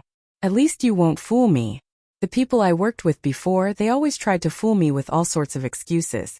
I knew that I had a good eye on you. Ethan was also happy after getting the commission of $600. Want one? My treat. Ethan took out a hand-rolled joint, but Chen Zhao shook his head. To people here, it was as common as a life necessity. Chen Zhao didn't plan on acting like a saint and telling everyone he met to stop doing drugs, but he would never touch that stuff. As a doctor, he had to keep his mind sharp at all times. He rarely drank alcohol, let alone weed. I'll pass. If you want to treat me to a meal. That's more realistic. Never gonna happen. Ethan pulled a platter of hamburgers out from the counter. Freshly made, same price. Petty. Chen Zhao picked up a hamburger to eat, and also got a drink from the fridge. Did you run into danger last night? Chen Zhao turned more serious and nodded. You better get me a higher price for jobs like that in the future. I risked my life for it. I won't accept it if the price is too low. Okay, I'll keep that in mind. You've made a few $1,000s these days though. You should give yourself a break and relax a bit. What can a few $1,000s do? I don't even have enough for a car. Do you have a license? I plan on getting one. Go and walk around. Get to know LA. This is the city of angels. You might find a beautiful girl at the next corner. How old are you? 53. How many beautiful encounters have you had in the past 52 years of your life? You won't believe me, but when I was young, my body was more perfect than Schwarzenegger. My pecs. Schwarzenegger is 72 years old now. You tell me your body was better than his when you were young? What kind of range of age are you talking about? He won Mr. World when you were born. Man, you killed all the fun. Ethan walked out from behind the counter with a huff. How could one kill a conversation? Just expose their bragging. Watch my store for me. I'm going to find my beautiful encounter. There was nothing to do, so Chen Zhao just sat at the counter and helped Ethan watch the store. It was early October, but LA was still 30 degrees Celsius. There was no air conditioning in the lobby of the motel. There was only a small fan. Just as Chen Zhao was about to doze off, a hand knocked on the table. Wake up. Chen Zhao opened his eyes and saw a man and woman all over each other. Give me a room. $15. Thank you. A legitimate hotel required IDs, but a motel like Ethan's didn't. Anyone could stay here as long as they paid. After the couple got their keys, they went upstairs while hugging and touching each other. Chen Zhao found the way they walked a bit strange, but he couldn't put his finger on it. These liberal men and women were everywhere in this country anyway. Chen Zhao didn't overthink it. He continued sitting there and playing on his phone. Just then his phone rang. It was Jerlin. Hey Jerlin. I'm free today. I'm not calling for a date. You hurt me. I need your help. For what? Can you bring your tools to 103 North Coda Street? You know what I do, right? Chun Zhao asked tentatively. He and Jerlin were very close now. After all, they'd already seen each other naked. However, Chun Zhao still had to be sure if Jerlin was going to get him arrested. Of course, Jerlin wasn't responsible for his area. I know. I promise nothing will happen to you. Then sure. After Chun Zhao hung up, he called Ethan to come back and watch the store. However, Ethan said it wasn't necessary. He could just leave. Chun Zhao took his medical kit. Raymond and Beelzebub also followed him. Jerlin, I'm here. Jerlin soon came out and led Chun Zhao into a room. As soon as Chun Zhao entered, he saw a bunch of police officers and grew nervous. Jerlin, what's going on? Right then, a tall officer, at least 9 meters tall, walked over. Jerlin, is that the doctor you mentioned? Yes. Is he safe? Don't worry. There won't be problems. The officer patted Chun Zhao's shoulder. Brother, help me save someone and I promise no police around here will give you trouble. Can you show me the patient? The policeman led Chun Zhao to a room covered in blood. There was a wounded man lying in bed. He was also a police officer and had a bullet wound in his abdomen. Why didn't you get an ambulance? None of your business. Since they clearly didn't want to talk, Chun Zhao didn't ask. He took out his tools and worked on extracting the bullet, disinfecting, and patching up the policeman. Okay, it's best if you don't do intense exercise for 7 days. Eat mainly lighter foods too. This is your payment. The tall officer gave Chun Zhao $200. Chun Zhao hesitated but still accepted the money. I'll see you out, Jerlin said. After leaving the house, Jerlin had Chun Zhao enter a police car. Chun Zhao didn't ask, but after a period of silence, Jerlin told him the truth. Are you wondering why my coworker didn't go to the hospital? Judging from the bullet I'd extracted, it should be 9 millimeters. This kind of bullet is usually for police guns such as the P226 pistol. This means that the patient was most likely injured by a policeman's gun. It might have been a lost gun. If he went to the hospital, they would leave a record and track the bullet. It would be easy to see that it came from a police gun. Chun Zhao wasn't sure about the specifics, but he could figure out the general idea. Chapter 13 Murder Next Door. The actual situation was close to what Chun Zhao had guessed. The injured police officer had lost his gun and did not dare to report it, so he had decided to investigate himself.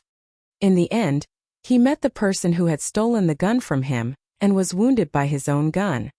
His colleagues clearly did not want him to get into trouble. Hence, they had invited Chun Zhao to the place. The situation was not complicated, but it would be better kept as a secret. Of course, this kind of incident could be either serious or minor. If his colleagues helped him to cover everything up and find the lost gun, he would be just fine. On the other hand, if his gun appeared at some crime scene, or caused any casualties, it would be a serious problem. That was why the police who had lost his gun was so anxious and investigated everything himself. Nevertheless, Chun Zhao was pleased that he could expand his social network, especially when it was with the police. Do you have anything else later? Have you decided where we're going to eat at? Let's find a place that allows pets. The two found a Chinese restaurant. After their meal, they went directly to the motel. However, just when the two were getting into the mood, a gunshot interrupted their happy moments. It's from next door. Chun Zhao's expression changed. I remember it's a couple. Jerlin put her clothes back on. Then she dashed to the adjacent room and kicked the door open at once. Freeze! Drop your weapons! Jerlin did not charge into the room right away. Instead, she pointed her gun at the room. Chun Zhao stood at the door to his own room. Jerlin signaled Chun Zhao to not move any closer.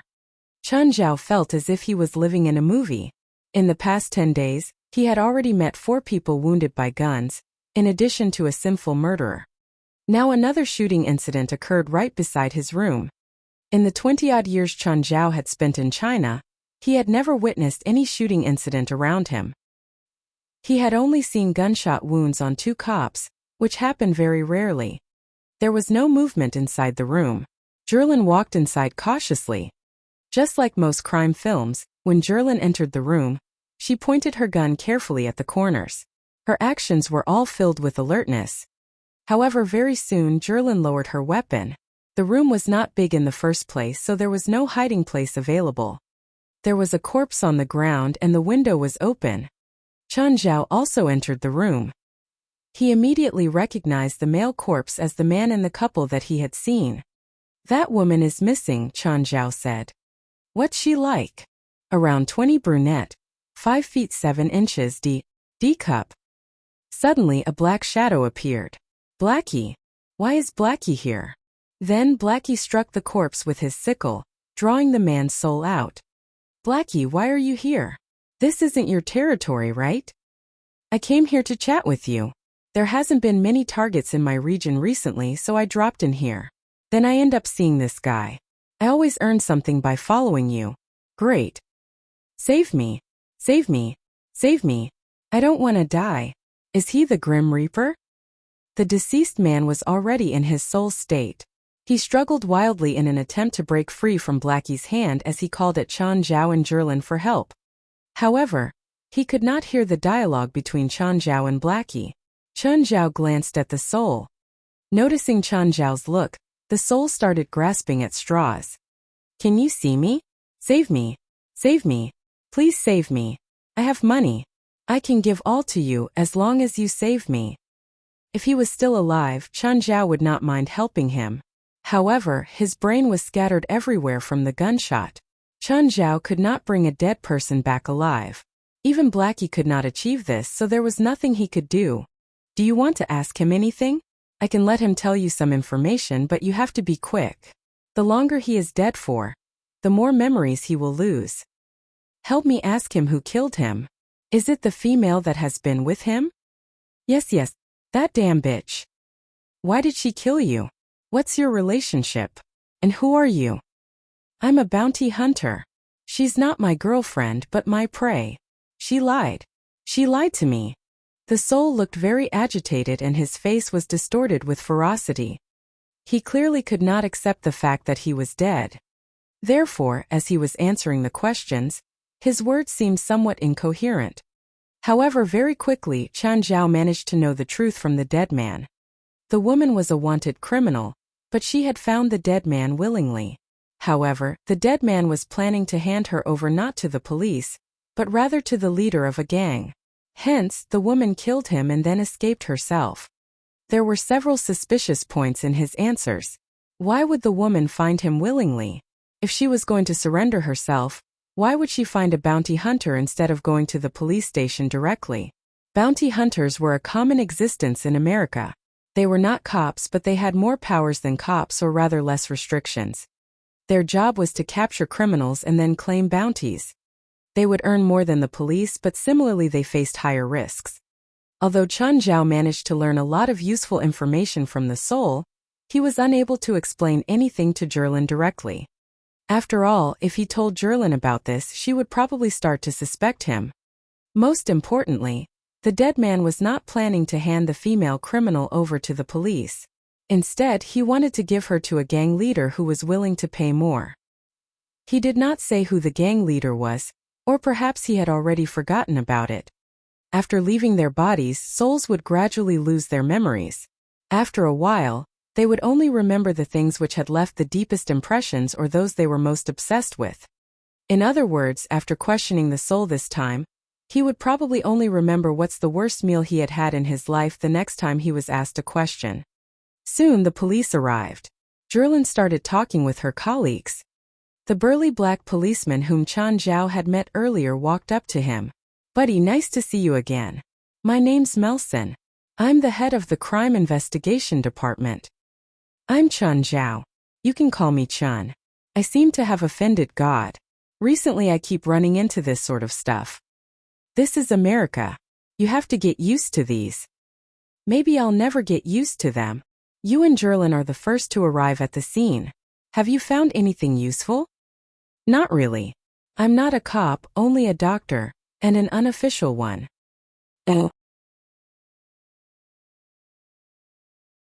Chapter 14 Big Business. A blonde woman in a white coat walked over. Hello. I'm Gina, legal medical expert of the greater Los Angeles area. Hello. How can I help you? After they shook hands, Gina said, I heard you'd interacted with the victim and killer. Is that true? I helped them check in. I was helping the motel owner watch the place. Is this the killer? Gina showed him a woman's picture on her phone.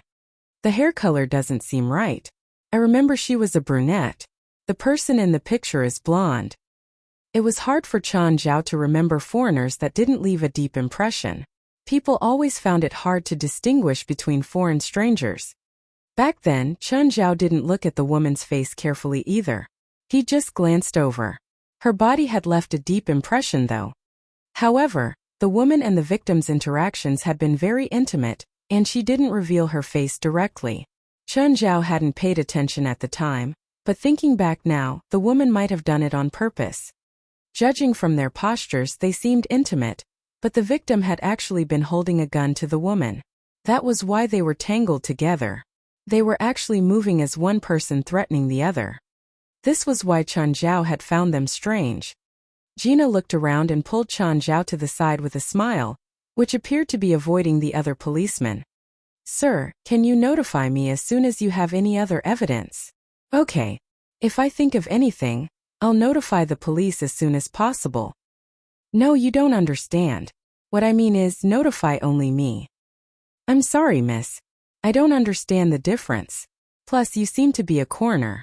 Do American coroners have to solve cases for their performance evaluation? Chun, I heard that you're a freelance doctor, right? I'm unemployed. Chan Zhao obviously wouldn't admit it to someone he wasn't familiar with. I can give you compensation. Plus, I have some connections and can give you more clients. Thanks, but I think my lifestyle now is pretty good. Ha, it's nice meeting you. Come have a drink with me if you have time. I know a pretty good bar. Okay.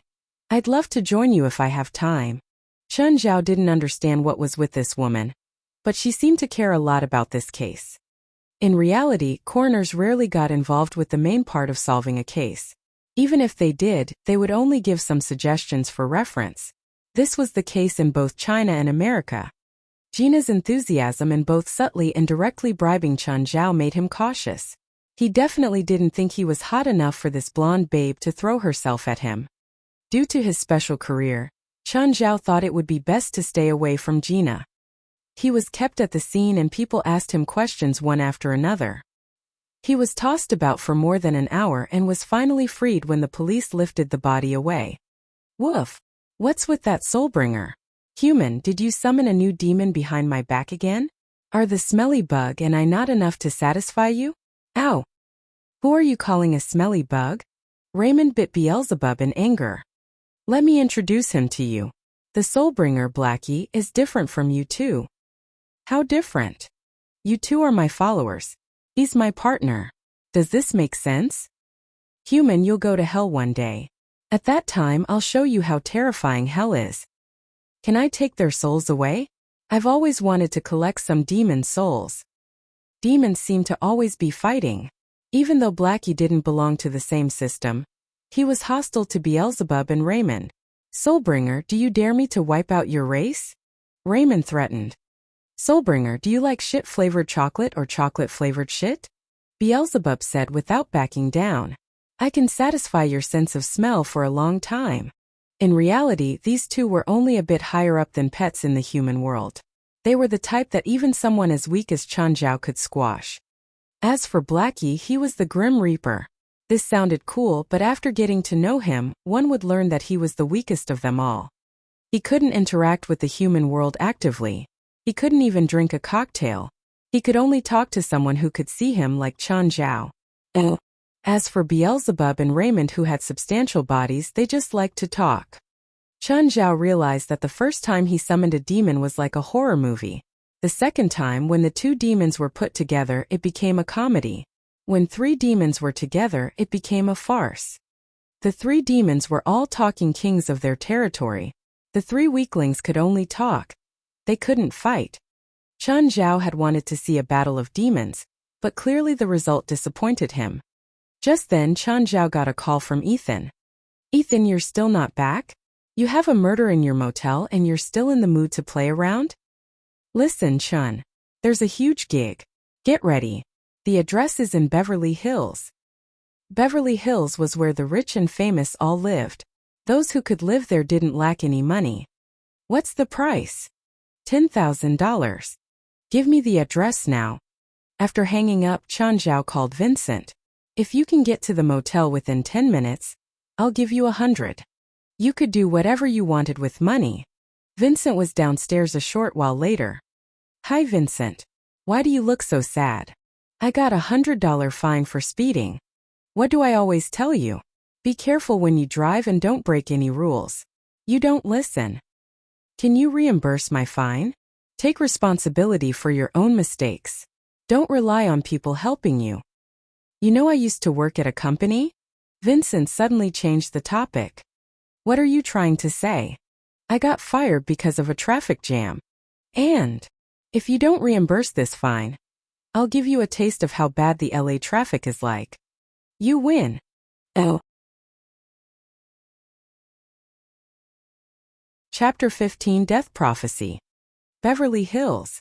Seems like you've got a big client this time. Good luck, buddy. Is this the best human residence? Looks as though. Why is there not even a single grave? Isn't it troublesome if someone dies here? Blackie floated beside Chen Zhao. I thought that there should be a graveyard in the most luxurious human residence. It'll be amazing if the small river over there can be replaced by flowing lava, Beelzebub commented. That's right. It'll be even more perfect if the smell of sulfur in the air is stronger, and there's some blood stingers growing on both sides of the river. Why are the three of you here? Did you sneak onto the car again? With his face darkening, Chen Zhao stared at the three alcoholics. We heard that you're going to the most luxurious human place, so we came here to take a look. The result is so disappointing. Chen Zhao glared at the three demons, speechless. Don't use you demons' perspective to look at human things. I'm creeped out by your imagination of an ideal home. According to their understanding of home, the developer would need to build a manor beside a volcano vent, together with a graveyard, to satisfy their requirements. Chen Zhao's current client lived in a villa which was surrounded by a vast stretch of greenery and flowers. The path leading to the villa was paved with cobblestones. The other end of the cobblestone path led to a private, high-quality beach. Chen Zhao was brought into the villa, after which he met his client. It was an elderly, gray-haired man. His clothing was simple and he had a walking stick in his hand. From his dim eyes and bony body, one could tell that his days were numbered. Mr. Nice to meet you. I'm the Dr. Ethan introduced. May I ask if you are my patient? Asian, that conscienceless agent is indeed unreliable. Leave, nobody here is your patient. The old man was a white Jew. His words were already filled with racism. The impression Chen Zhao had towards the old man also plunged to the minimum. In that case, goodbye. The Jewish old man did not stop Chen Zhao from leaving. He still had that arrogant expression on his face. Just then, Blackie went beside Chen Zhao and muttered something. Chen Zhao suddenly stopped walking. He turned around and glanced at the man. Old man, I hope that 1 hour later when you have chest pain, you have your quick-acting heart reliever beside you. Who do you think you are? An Asian monkey pretending to know something. I don't need inferior kind like you to treat me. I need a white doctor, an elite, not a yellow-skinned wizard. I'll remember your words. Jewish old man, when we meet next time, you better prepare enough cash. If you don't scram out of my manor, I'll ask the cops to force you out. Scram. Even the air you breathe here belongs to me. And also take that filthy dog out. If it dares to do its business here, I'll make you eat all of it. Fuck. I've wasted my traveling expenses. Chen Zhao left the manor, but did not leave Beverly Hills immediately. Instead, he sat down on a bench on the pavement. Human, let me destroy that bastard. I'll make him hard for every single second in the next month. Actually, I think he'll be happy for that because his thing has lost its vitality long ago. Moreover, he can't live past today. You actually want him to have some fun before he dies. I really doubt if you're on my side. Chun Zhao held Raymond's long neck. Blackie had told him that the old man would die that day due to a heart attack. Nonetheless, even without the heart attack, his vitality would not allow him to survive for over 3 days. His body was already on a full decline, in addition to the fact that he had not eaten for 2 days. This was also the reason he was looking for a doctor. His anorexia had caused him to lose appetite completely. Oh, Rasfa was furious. An abject yellow-skinned monkey actually came here to treat him. As a racist who only approved of whites, Rasfa discriminated against all other races. He could accept colored people taking up those lesser jobs but not a doctor. In his eyes, only the elite white could become doctors, not others. Thinking about this, Rasfa was increasingly agitated. He felt his heart rate surge and his breathing became more difficult. However, Rasfa still tried to breathe normally. The tightness in his chest gradually dissipated. Nevertheless, that was not enough for Rasfa to vent his anger. He called the contact person, who reached out to Ethan and cursed him roundly. "Sir, what do you wish to have for dinner?" "Nothing. Wait, get me some steak." Rasfa realized that he had not eaten anything for 2 days already. Even if he had no appetite, he had to eat something. He had contacted the black agent and asked for an illegal doctor precisely because the rivalry in his movie firm had been becoming increasingly intense. Even the health consultant he had at the moment was inserted by the other shareholders. Once the other factions in the firm found out about his health condition, they would definitely use this as an excuse to attack him during the board meeting. This was something he could not allow. On the dinner table, Rasfa stared at the tender, imported Japanese beefsteak. The chef was employed by him with an annual salary of $100,000. Rasfa had always loved the chef's dishes. However, he really could not start eating at the moment. Looking at the beef, Rasfa felt somewhat disgusted. He forced himself to pick up the fork and knife, but before he could cut anything, he suddenly felt a wave of sharp pain in his chest. "Quick! Medicine! Medicine!" Luckily, the servant beside him always carried his usual medicines and hurriedly fed Rasfa with the appropriate medicine. Only then did Rasfa's chest pain slowly subside. Every onset would make him feel as if he had been to hell. The older one gets, the more one would be scared of death. Rasfa leaned back in his chair. "Sir, do you feel better now?" Rasfa's face turned gloomy. Recalling the Asian doctor's words, he looked at the clock. 1 hour. Exactly 1 hour. Is that yellow-skinned monkey really clairvoyant? How was he able to predict so accurately that I would have an onset in an hour? Rasfa found it hard to believe. "Call that Asian doctor just now. I want to see him." The servant glanced at Rasfa, who had just said so many harsh words before the Asian doctor.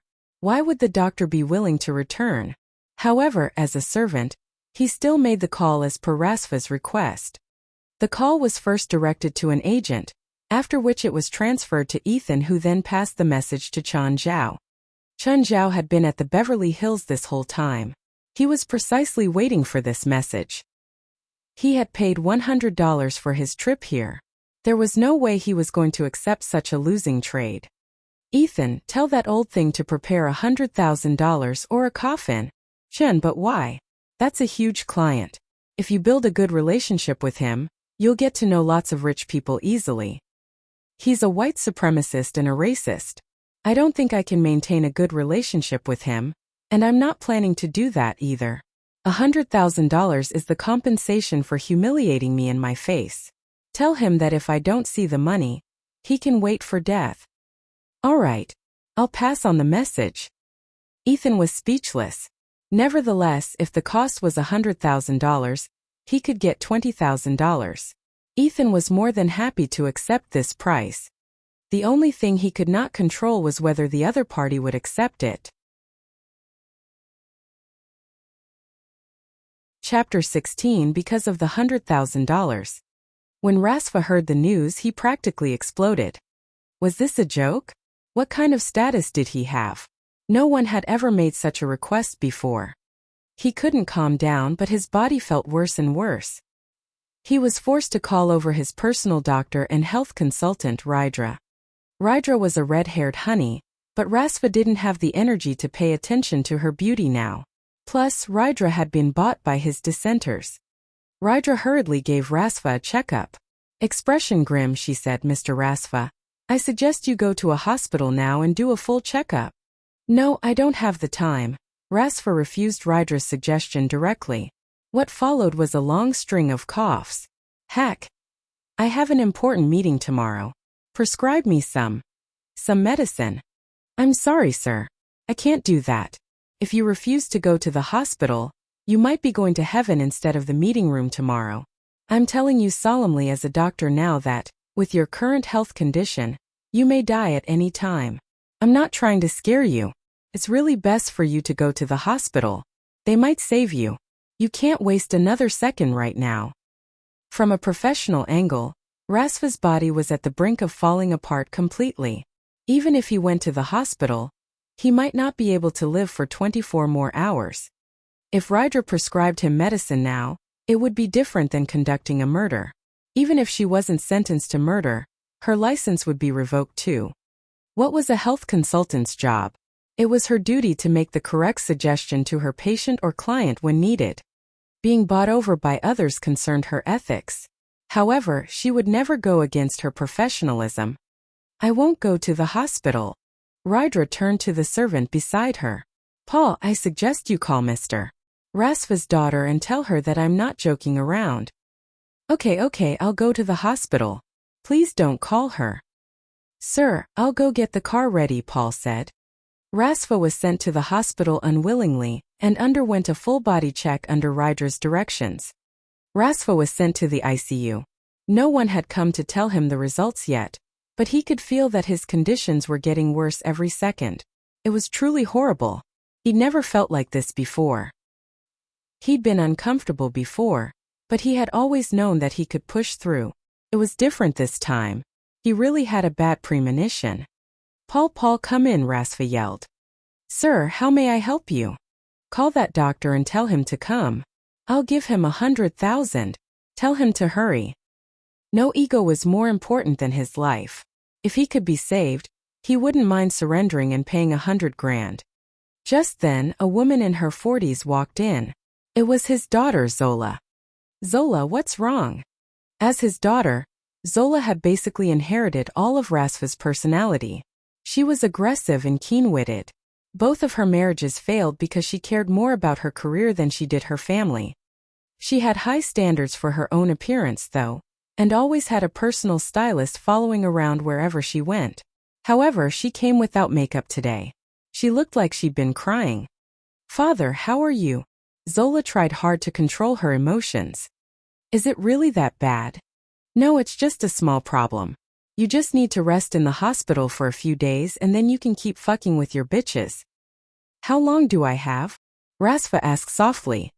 Father, it's not as bad as you think. How long? The doctor said. Tears filled Zola's eyes. He said you might not live past tonight.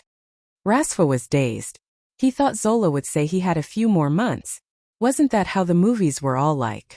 But I don't feel that bad. People who were about to die all felt like that. A temporary recovery of consciousness. His aging body was squeezing out the last bits of his vitality. Zola lowered her head, not replying. Just then there was a commotion outside. Zola grew furious. This was the hospital. This was the ICU. What's going on outside? Sir, the doctor from today came in, Paul said while entering the room, but was stopped by the hospital's security outside the ICU. The doctor insists bringing his pets in. He said that he won't come in unless his pets can too. What a joke. Chase that bastard away, Zola yelled angrily. We don't need him here. Let him in. Go talk to the security. Rasva didn't want to die. The closer one was to death, the more one feared death. This was how humans were. No one could change it. A while later, Chun Zhao walked in. He had a toolkit and a Sharpay in his arms. Haha. Old Jewish man, I told you that you wouldn't live past tonight. Do you believe me now? Who are you? How dare you speak to my father like this? I take that you don't want to stay in Los Angeles anymore. Your father, miss, I think you should find out what your father said to me today. I rarely loathe anyone, but your father will definitely enter my blacklist. It's okay, Zola, Rasva said, suppressing his anger. Sir, I'm deeply sorry for what I said today. No need to apologize. I'm not here to patch things. I'm only here for the money. Rasva's chest rose up and down. It was hard for him to breathe. He didn't even have the energy to get angry now. He could only stare at Chan Zhao with a strong desire to live. You know about my condition, right? Of course. I've already warned you in the day. Right, I used my Eastern witchcraft and evidently my prediction came true. You're going to die soon. Then you should know that if your treatment isn't effective, not only won't you get 100 grand, I'll also toss you into the sea to feed the sharks. Drink this. Chun Zhao held up a small bottle with black liquid inside. What's this? Zola immediately grabbed the bottle. She didn't trust Chun Zhao at all because Chun Zhao had given her a horrible first impression. Something that can make him live for 3 more days. Chun Zhao shrugged. White man, what are you still hesitating about? If this doesn't work, I'll probably be arrested as a murderer, but it won't hurt you at all. You're about to die anyway, right? Do you think I'll endanger myself to make you die faster? Zola. Give me the medicine. Father. He's right, Rasva said. He had no other choice but to accept what he was offered. If my father dies, I will hunt you down. Miss, get it straight. I said that this medicine can only let him live for 3 more days. After the 3 days, please make an appointment beforehand if you need further treatment. Thanks.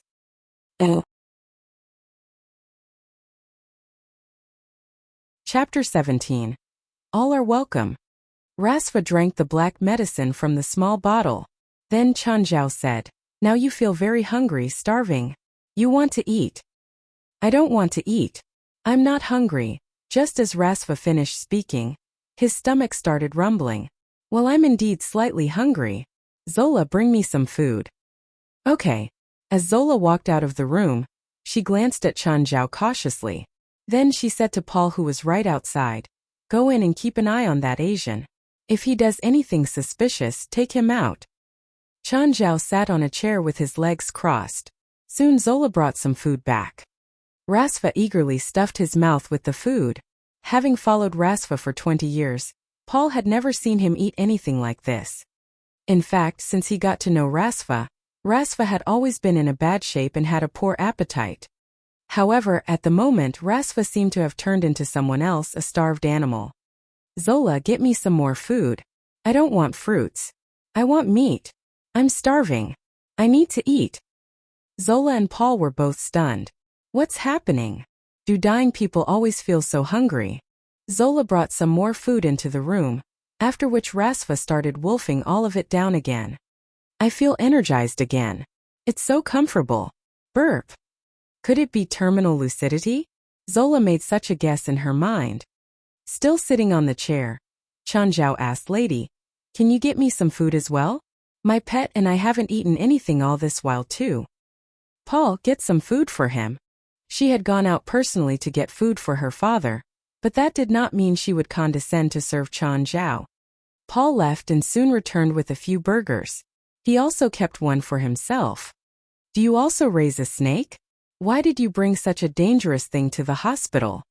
Zola realized that a colorful snake climbed out of Chun Zhao's toolbox after he opened it. Chun Zhao was oblivious to Zola's attitude. Old man, do you want to be able to get hard again before you die? At least you can have some fun before dying, no? What nonsense are you saying? Rasva had lost his manly function long ago, but his daughter was unaware of that. She had always thought that her father was still a playboy. Right, you don't need it. Wait, can you do that? If you need it, of course. Father. Rasva's face darkened. Zola, go take a walk. I'm not a young girl anymore. I'm already the mother of 2 kids. It's just that. When did you? I don't want to talk about it. From his face, I can tell that he probably hasn't touched any women for 10 years. Instead of holding his analysis, Chun Zhao enthusiastically shared it with Zola. Doctor, can't you have some respect for the feelings and privacy of your patient? Sorry, but I really am not a fan of racists. Now Zola finally understood why Chun Zhao would behave so harshly towards her dying father. She also knew all along about her father's bad habit. Just now you said that I can live more than just tonight and the next 3 days, right? I think it's better for you to live past tonight before we discuss about the subsequent treatment. Moreover, my treatment isn't cheap, especially for a racist. Rasfa felt somewhat depressed. If he had restricted himself better that day, he would not have offended this Asian doctor. After having a full meal, Rasfa started feeling sleepy. Let's sit outside, Chun Zhao said. Realizing that her father had fallen asleep, Zola was quite worried. Don't worry. If his vital signs start fluctuating, there will be an alarm. It's an ICU. Right. After sitting down along the aisle, Zola said, first, sir, I apologize for all the mean words my father has said to you. I don't need your apology. You did nothing wrong, and I will also not forgive a racist. Sir, madam, do you need coffee? One for me, thanks. I have not stayed up late for very long, Chun Zhao said. A cup for me as well. How do I address you? Zola asked. Chun Zhao. Chun Zhao. Chun Zhao. Yup, you can call me Chun. Which hospital are you working at? Or are you a private doctor? Nope, I'm an illegal one. Chun Zhao smiled. Zola did not question further. She was not really concerned about Chun Zhao's identity, as long as he could treat her father and prolong his life. Just then, a beauty with red hair walked over. Zola. Rydra. How's your father? Still fine. He ate quite a lot just now and now he's asleep. Rydra looked at her watch and seemed to be somewhat puzzled. Are you sure he's asleep? Yes. I am sure that he's only asleep, Zola answered in a firm tone. Rasfa knew Rydra's true identity, so did Zola.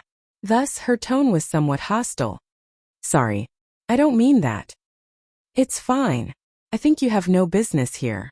You can go back now. Lady, can you give me your number? Let's have a meal together when you're free. Who's this? He's Chun, my friend. I'm sorry, Chun, but I already have a boyfriend. He doesn't like me eating with a male stranger. Chun Zhao twitched his lips. Zola smiled and looked at the leaving Rydra. Do you mind having a meal with me instead? Perhaps we can have some other activity after eating. I don't like to destroy other people's family. I'm single now. No problem then. As long as I'm not busy with my job, I'll be happy to eat with a beautiful lady like you. Zola was not really young. In fact, she was already over 40, but she had taken good care of herself. Moreover, her body had not lost its shape at all. Chun Zhao did not mind spending a good night with the mature woman before him.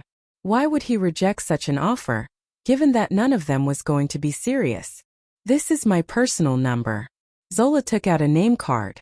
There was no position written on it, only her name and phone number.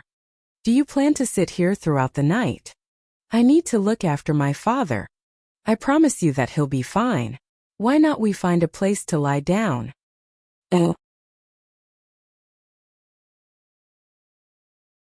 Chapter 18 Most Expensive Treatment. At the moment, Chun Zhao and Zola were in each other's arms in the grass behind the hospital, kissing. I heard that Asian men are all reserved.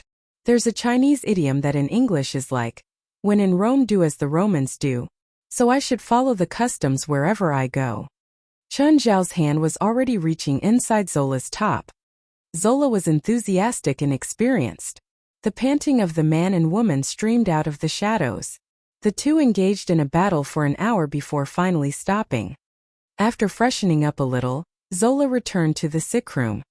She went into the room to check upon Rasfa and didn't let out a relieved breath until she saw the steady heartbeat on the heart rate monitor and heard his snores. It seemed that Chun Zhao's medicine came into effect. Her father had at least made it past the most dangerous time. There were still 3 or 4 hours before daybreak. Zola had dozed off. Chun Zhao took off his jacket and put it over Zola. Then he walked the dog. There is so many preys here. Blackie was like a wolf in a pack of sheep. Light shimmered faintly from the faceless hood. Don't mess around. Chun Zhao was rattled. It was completely a mistake bringing Blackie to the hospital. As many preys as there are, none belongs to me, Blackie said sadly. I can't sense their deaths, so they don't belong to me. Wait, I sense one. Blackie stopped abruptly before a room. This is a pure soul. I'm so lucky. I can refine many demonic crystals from this. Chen Zhao pushed the door open and saw a pale boy lying in the dim room. He had a respirator on. All his hair had been shaved off. After a beat of silence, Chen Zhao asked, "How will he die?" "There's something in his head. At 3 p.m. sharp, that thing will kill him." "Will the demonic crystal be effective on him?" "It can push it back, but as long as the thing in his head is still there, his death is only delayed temporarily," Blackie said. "However, if you want me to give up on this prey, you need to give me benefits. I owe you a year's worth of demonic crystals." "Not enough. Don't bargain with me. This is the price. If you're not satisfied, our deal is over and you can steal his soul." "Fine, but don't push the price down so hard next time." Chen Zhao looked inside the room. Seeing that there weren't any security cameras, he took out a bit of the demonic crystal powder and poured it into the boy's mouth. "His death is over," Blackie said. "He has half a year left." Just then, a female doctor suddenly came over. "Who are you?" The patient's relative." "No, you're not John's relative. He's been here for 2 years and I've never seen you before. Plus, no family visits during this time. Who are you?" I'm in the wrong room. My friend is in the ICU and all the rooms look the same." Just then, the doctor said to her walkie-talkie, "Security, security, come over." Chen Zhao stood in place helplessly. He didn't plan on escaping and was later taken to security. "Who are you? If you don't tell the truth, I'm calling the cops." The doctor stared at Chen Zhao with no intention of letting him go. "I told you. I got the wrong room." "Then why did you lie at the beginning?" "You've remembered incorrectly. When did I lie?" "Seems like I'll have to call the cops." Chen Zhao picked up his phone too. "Zola, can you come to the hospital's security office? I think a doctor here and I have a little misunderstanding." Soon Zola walked over. She looked at Chen Zhao and then at the female doctor. "Can you tell me what happened? This man broke into a boy's room. I suspect he has other intentions." Just then a nurse ran over excitedly. "For John woke up. He woke up." "What? John woke up? How is that possible?" "It's true. After he woke up, he kept saying that he's hungry and wants to eat." "That's impossible. He's been unconscious since he came out of the chemo room. He can't have an appetite. Plus, the last few chemo sessions have been bad. The thing in his brain hasn't gotten smaller. It's already pressing down on his central nervous system. He can't wake up." For had been John's main doctor this entire time. She was very conscious of his state. Recently, John had been relying on the four for nutrients. The chemotherapy had completely destroyed the kid's taste buds. This was very cruel to a child. Even crueler was that even with all these costs, his situation still hadn't improved. The chemotherapy was no longer effective for him. Instead, it kept cutting down on his life. "But he seems really energetic. Doctor, if there's nothing wrong with my friend, can I take him away?" "No. I think it's okay. The hospital has no right to keep my friend in custody. If you want to restrict his freedom, call the police and have them talk to my lawyer. We'll be in room 01 of the ICU. You can call the police over any time." Chen Zhao followed behind Zola. "Thanks. I owe you one." "Did you save that boy?" "What boy? I don't know what you're saying."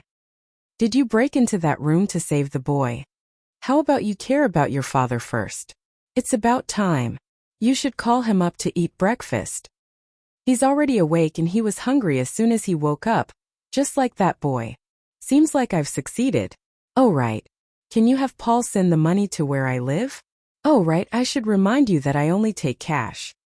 You're not staying to discuss my father's follow-up treatment. I'm really unwilling to have anything else to do with him. Your father isn't anyone fun to deal with." "What about for me?" Chen Zhao chuckled. "We really have nothing to do with each other. Do you really believe in love after a one-night stand? Say the price. 6 treatments and I promise your father will live for another year. Each treatment is $100,000. There's no treatment in the world that is this expensive. Are you sure? Fine. Deal.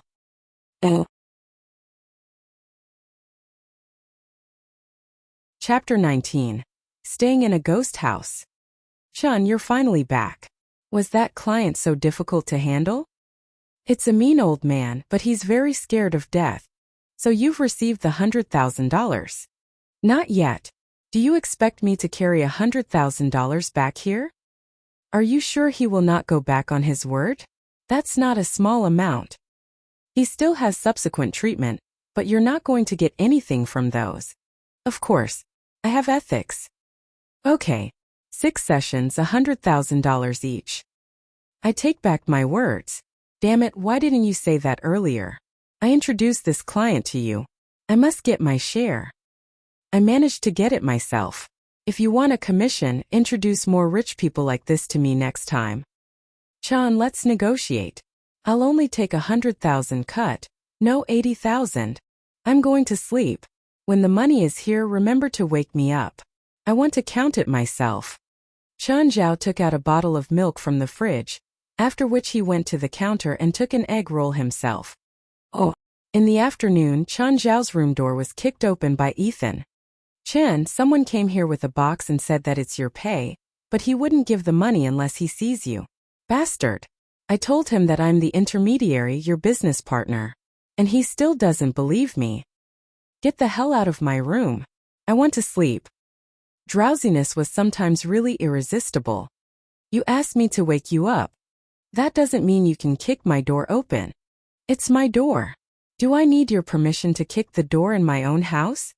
Ethan replied in an even more domineering tone. In the end, Ethan still managed to drag Chun Zhao out of the bed. Hi, Paul. Hello, Mr. Chun, Mr. Rasfa asked me to deliver your payment here and also apologize on his behalf. He hopes that you can accept his apology. Paul, I'm curious. How are you able to tolerate that old man and work for him? Chun Zhao took over the box and did not forget to insult Rasfa. Mr. Rasfa has been very nice to me. All right. I wish he can be nice to everyone, but I think that might be too difficult for him. Paul left. Ethan could no longer wait to receive his share. Ethan, are there any cheap houses nearby? Are you moving out? Are you not happy here? I thought you're already in love with my motel. I need to make sure that nobody will ever kick my door open again. Fine. It's my fault. If you can help me to find a cheap place in a good neighborhood, I'll accept your apology. In fact, Chun Zhao had been planning to move out long ago. However, his income was not too stable before this. Although he had some cash, he did not dare to spend it on rent. Even the houses in this periphery region would cost at least $500 per month, not to mention the urban areas of Los Angeles. Of course, money-wise, Ethan's motel was still the most suitable place for Chun Zhao. However, there were all kinds of people staying in the motel. It was really not a good place to settle down. I'll show you around. I'm familiar with this place. Ethan did not mind Chun Zhao moving out. In fact, he had expected this day long ago. It was just that he did not think Chun Zhao would be able to engage in work and earn so much money so quickly. Even he received a decent amount of money in the meantime. Ethan's motel was located right next to Mountain Town. It was not a large town, with only over 400 houses. The town was about half an hour away from the urban regions of Los Angeles. Despite its size, the town had many facilities, including a park and a supermarket. Ethan was also a resident of Mountain Town. When he was young, he had been fooling around, gaining him a bad reputation. However, later he joined the military, which changed him completely. Despite the ambiguity in the legality of Ethan's business, even Chun Zhao was not certain. He boasted a quite good reputation in Mountain Town. Therefore, when Ethan showed Chun Zhao around, the residents who were planning to rent their houses out all seemed very enthusiastic, especially when they learned that Chun Zhao was a doctor. Of the first few houses, Ethan alone managed to pick out many flaws for Chun Zhao. However, more often than not, Chun Zhao was unwilling to accept the place even though Ethan thought that it was fine. Some were just too expensive. An ordinary 2-floored 3-bedroom house should cost $3,000. Other were either too old, too new, or unsafe. In summary, Chen Zhao had a million reasons to reject them. There was even a house whose backyard was planted with marijuana. Ethan strongly recommended it, but Chen Zhao walked away directly. At the moment, they had not found a place which both of them were satisfied with. Chen Zhao, what's the range of prices you can accept? It's best if it doesn't exceed $1,500. Anything more, I might as well buy one myself and pay the mortgage. 1,500. Do you mind sharing? If it's a lady, I don't mind, Chen Zhao answered frankly. Even I would love to share a house with a lady. It was not easy to find a housemate, at least not anytime soon. Chen Zhao was not willing to accept a small nest, and also not willing to pay high rent for a bigger one. Fuck. If you keep being so picky, I'll leave you to find a place yourself. Help me find a place to live, and I'll treat you to a seafood feast. Let's go. There are still many houses waiting. 1 hour later, Chen Zhao and Ethan arrived at the last house in their list. Chen Zhao noticed that the apartment was built on an elevated slope and was already somewhat old. It was surrounded by a row of fence and had a few trees planted on the property. Perhaps due to the lack of cleaning, the ground was piled with dead leaves. A good place this is. Blackie suddenly appeared out of nowhere. What? Why are you here all of a sudden? Why didn't I see you earlier? I went to the motel you were staying at and discovered that you were not there. So I followed the scent of your soul to this place. Chen Zhao subconsciously decided that since Blackie had said the place was good, it must be bad. This house belonged to an old couple. However, from 30 years ago, their children died one after another, 6 children in total, as if they had been cursed. After the couple passed away, the house was inherited by their nephew. The nephew also did not want to stay here, so he entrusted it to an agency. When Chen Zhao was listening to the story, he planned to turn around and leave immediately. However, when he heard that it only cost $800, he stopped. I want this one. How do I proceed? I'll ask the agency to send someone to reach out. Are you not planning to go in and take a look? To be honest, I would rather you stay in any other places than this one. It looks really ghastly. After thinking, Chen Zhao nodded. Call the agency. I think this is a good deal. Even if the house had 1,000 flaws, it was still cheap enough. Why would Chen Zhao be scared of an evil-looking house when he had 2 demons with him, and also a Grim Reaper who would drop in every now and then?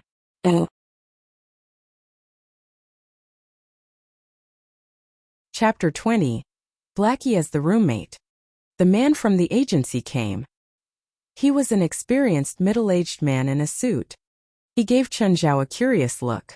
Clearly, even he didn't anticipate anyone would take this house, especially after knowing that 6 kids had died consecutively here. Upon entering, Chen Zhao noticed that the layout was no different than the other houses. At least he didn't see anything unclean. Besides, the uncleanest thing was right beside him. Blackie, is there anything good about this home? Look at the basement. It's connected to a spatial crevice. What spatial crevice? Chen Zhao asked in confusion. Didn't I tell you before? We Soulbringers don't live in the human world or hell. Instead, we live in a crack between them. However, each Soulbringer has a personal spatial crevice. We live alone and rarely communicate with each other. Some spatial crevices are abandoned after their owners die. Others, though, get accidentally connected to the human world for some special reasons. It's like the owner leaves but forgets to close the door. The souls left behind by the Soulbringer start to move in and out of the spatial crevice, but they can't leave, so this aura of death just paces in this area. Is there a way to get rid of it? Yes. Wait 100 or 200 years for all the souls to dissipate. Like I have that longevity to wait. Is there any another solution? Or I can move over, remove the abandoned spatial crevice, and take up the space. That will work. Chen Zhao thought for a moment. If the spatial crevice remains unattended, unpredictable incidents might occur. But if Blackie was in charge, he could at least control it and Chen Zhao would be less worried. Otherwise, he would have to give up on this place and the cheap rent. Mr. Chen, do we have a deal? If it can be cheaper, I wouldn't mind renting this place. What price range are you comfortable with? $400. Mr. Chen, if you're willing to pay $600 per month, This place is yours. Deal. Mr. Chun, are you living by yourself? Yes. Any problems? Excuse me, but are you interested in sharing with a roommate? Kefep. Would anyone be willing to live here other than me? You never know. If you want, you can list it with my company. We'll recommend any suitable clients to you. Sure, but I only want pretty girls. No men. The rent was already cheap enough. Chun Zhao didn't think about finding a roommate. If it was a pretty girl, he could live with it. But unless he was crazy, he would definitely not accept a male roommate. After signing the contract, he was officially the tenant of the house. Chun, are you really going to live here? I signed the contract. Where else should I live? Okay, your call. Can we go eat that seafood feast now? I know a restaurant that makes delicious seafood. I strongly recommend you go there. Sure, but don't you think you should go find a renovation company with me? Motherfucker, do you think I'm a physical laborer? Don't forget that you made $200 off me today. I deserved that. Shut up and drive. Take me to a renovation company. After they found one, he paid the deposit and they promised to complete the job in a week. The house had been empty for more than a decade, and many of the appliances needed to be replaced. The water and electricity had to be arranged again, as well as the internet and cable TV. It took the whole afternoon to settle everything with the house. Chun Zhao fulfilled Ethan's request and went to the seafood restaurant that he strongly suggested and cost Chun a total of $300. Oh, hey John Sr., are you sick? Zola greeted the business partner that caught her eye. Zola. Old John was a bit surprised to see Zola at the hospital. My son is here. Oh, that's the child you had with that young wife of yours, right? Yes, John is only 7 years old, but he's already been here for 2 years. Old John was in low spirits. How's John Jr.? Zola asked despite the obvious answer. With John Sr.'s wealth, he wouldn't let his kid live in the hospital for 2 years unless it was an illness that not even money could cure. Oh, I wish there's hope of him getting better, but I received a terminally ill notification yesterday. It's my 3rd time receiving it in the past half year. Just then Fer walked over. She recognized Zola with a glance. It was the companion of that Asian man who'd broken into John's room this morning. Sir, I have good news. John Jr.'s illness is under control.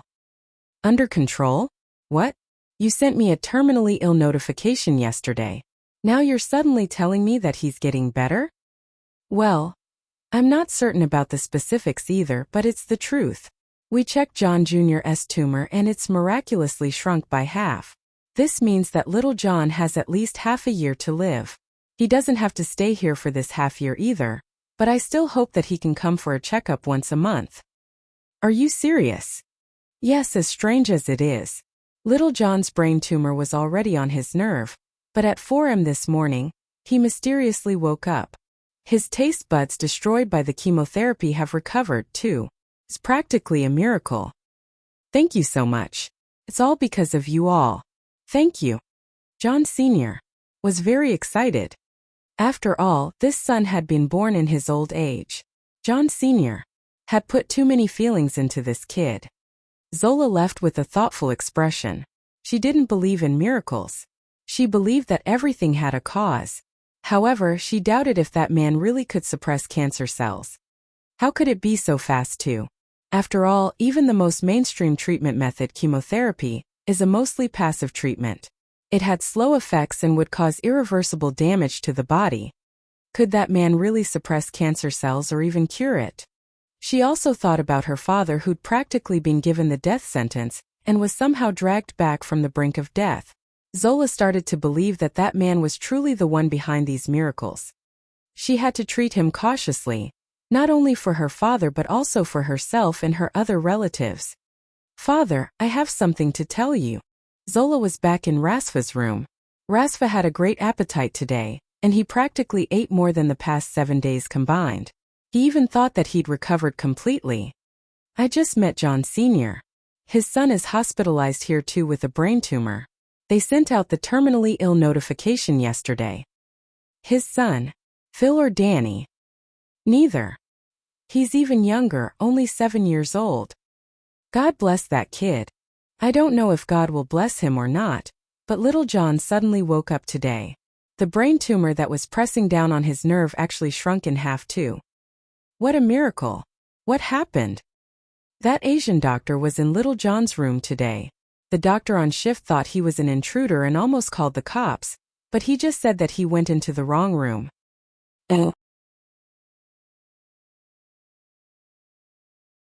Chapter 21. I am not planning to go to hell.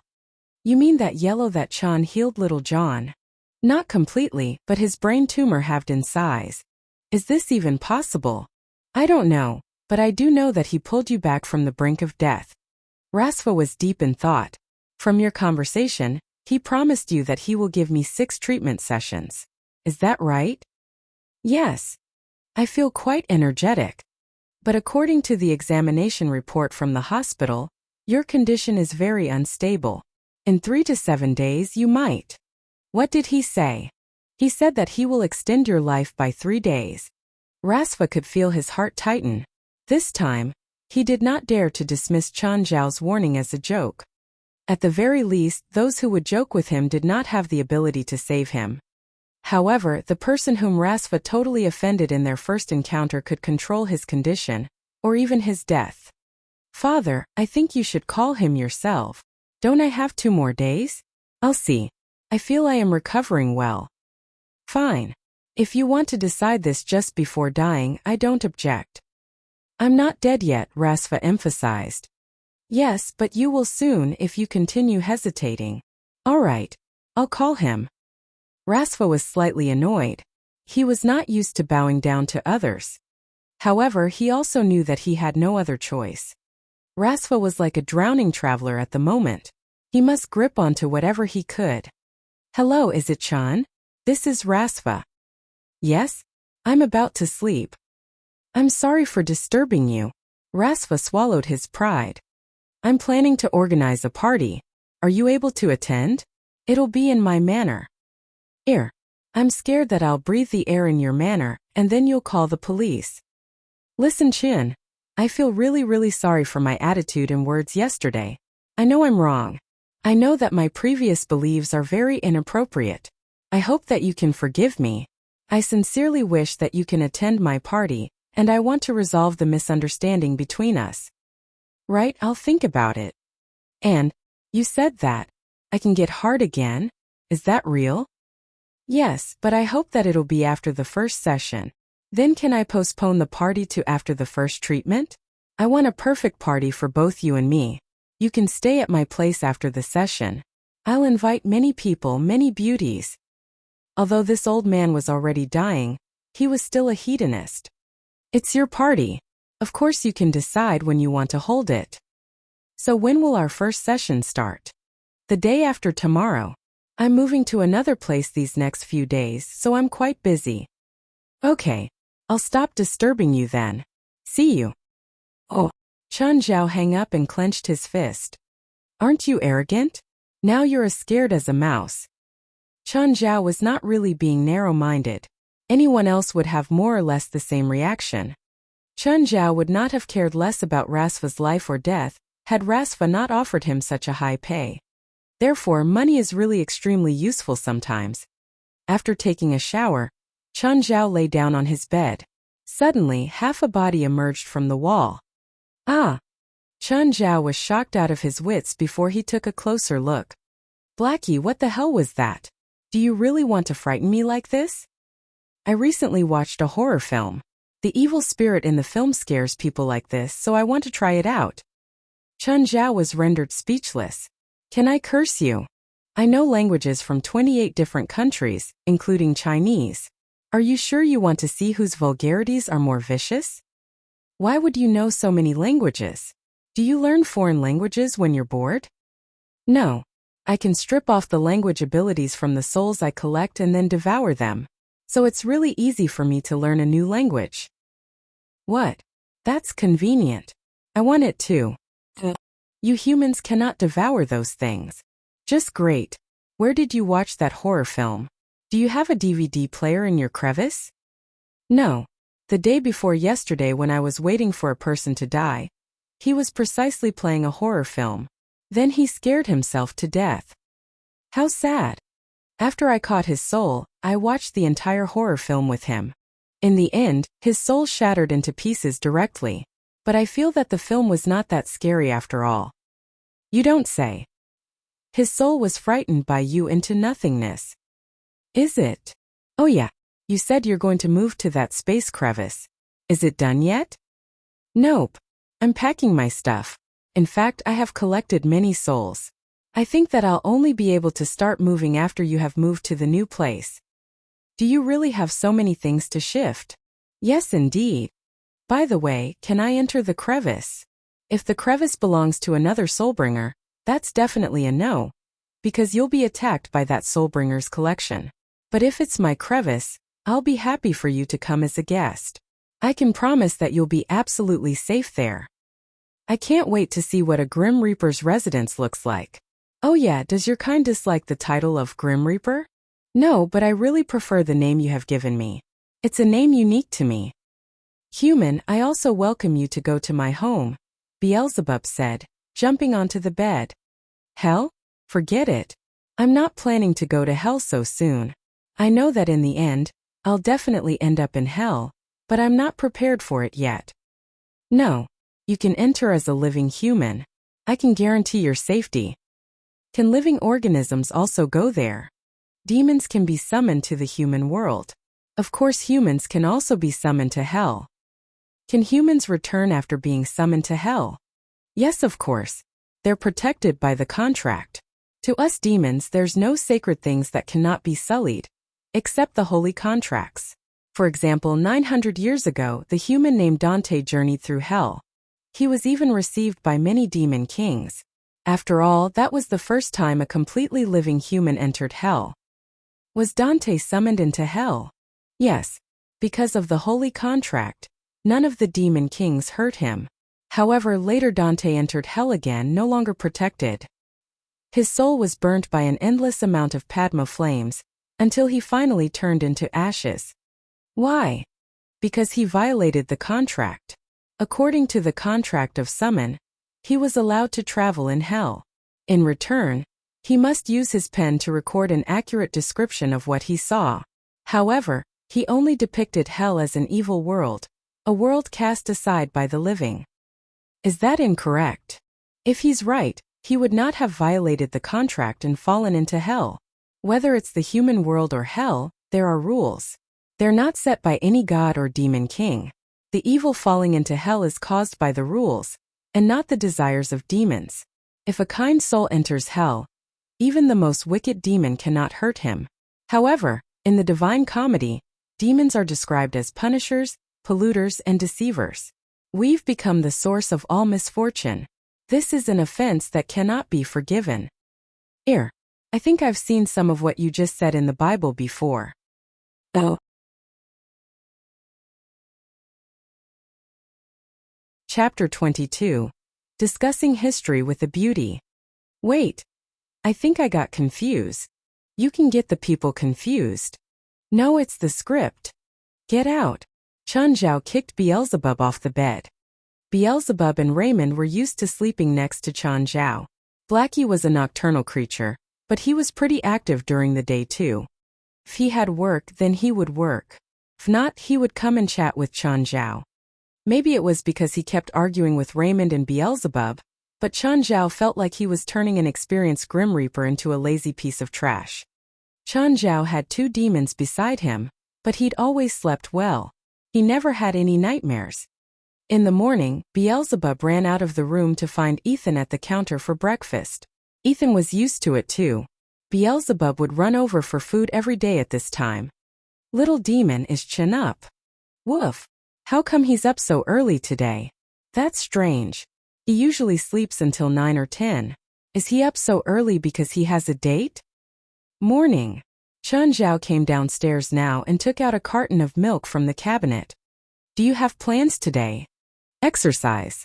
I think I got fat recently, Chun Zhao replied seriously because he really thought so. He seemed to only have been consuming meat and soda these days, rarely eating vegetables. Chun Zhao discovered that his blood pressure had increased a bit, while his fat had increased a lot. You actually care about your body shape. I'm a doctor. Fatties can be doctors too. A fatty would seem untrustworthy to patients.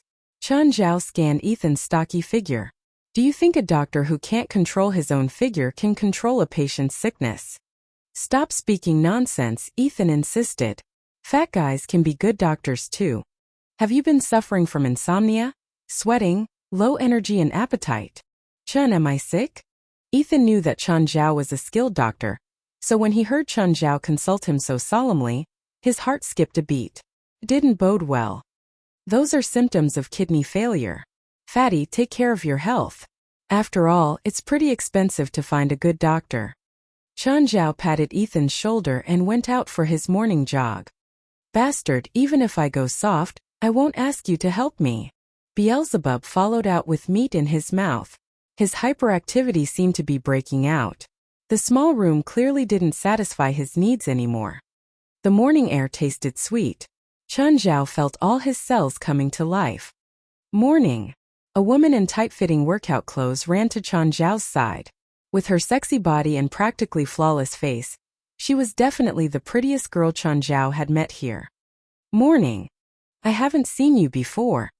I moved to America recently, Chen Zhao replied. I'm Kelly. Chen Zhao, but you can call me Chen. Is that your dog? Yes. His name is Beelzebub. You can also call him Little Demon. How far are you going to run? Probably 3 miles. If I run anymore, I probably won't be able to work today. There's a cafe on the street in front of us. It's a few miles away. Whoever gets there last has to pay. Sure, Chen Zhao agreed easily. However, this beauty was clearly better at exercising than Chen Zhao. She controlled her endurance and rhythm very well. Kelly remained 2 steps before Chen Zhao the entire time. Chen Zhao wasn't an athlete, but he worked out often back home too. He knew that this was a long run instead of a sprint. It would require endurance and rhythm. He couldn't just sprint blindly because then he would collapse halfway there. If he tried to catch up to Kelly, he would disrupt his rhythm. That would then disrupt his breathing and exercise habits, which would make him consume more energy. However, Kelly gradually slowed down and jogged shoulder to shoulder with Chen Zhao. Did I disappoint you? I used to be a track runner, Kelly replied with a smile. Most people can't beat me. What about now? Running for so long changed the shape of my thighs. I don't like that, so now I'm a white-collar worker at an office. Kelly cared a lot about her figure. It was to the point that she would give up on her interests or even her career. It's a pity. If you continued, you might have gone to the Olympics or even the Golden League. Even if I reach the competition track, I won't be able to win much. Track is ruled by black people. According to evolution, their endurance and explosive force is always the best. It's related to their environment in Africa. On the other hand, you Asians focus more on technique. It's the same as how China has absolute rule over ping pong. So why are Asians better at technique? It's because in the past 2,000 years, Asian civilizations have always been in a complex environment. The requirements for physical abilities went down and were replaced by an adaptation to civilizations. For example, the Tatars represented the nomads. They had to be skilled in bows and arrows during war. However, the countries known for agriculture have to focus on technique for farming. Even learning and writing uses technique. This means that for Asians, the usage of technique is in your genes and bones. Of the 3 main races, whites mostly live in warm and cold climates, so we're probably the most complicated race. The colder the environment, the braver and more militant people are. The warmer the place, the more conservative and lazy people are. So lazy people started the industrial era. Chen Zhao laughed. Yes, that's the truth. Were you really a track runner? I feel like you're a world historian. Being a runner doesn't mean I'm bad at other subjects. I don't agree with what you said about people from warmer regions being more conservative though. After all, the biggest war in the world was started by the Germans. Germany counts as a warm climate, right? Warm climate wasn't about how cold the winters were. It snowed in Germany too. Warm climate meant that there was a difference between winter and summer. No, you've interpreted it incorrectly. Germany started 2 world wars, but it was caused by the era, not the people. Germans started the wars, but you can't say that Germans are cruel. We're comparing entire races and peoples from different areas right now, not specific instances or exceptions from a certain era. Historians always say that the differences between each race are actually quite small. What they acknowledge are geographical culture and geopolitics. What do you mean? Simply put, it's the civilizations that develop from different geographical environments. The most basic example is that people who live near the sea and inland have different cultures and ways of thinking. Coastal people will think of danger when they see water, while inland people think water represents vitality and survival. The two different types of thinking produce different governments, economies, and culture.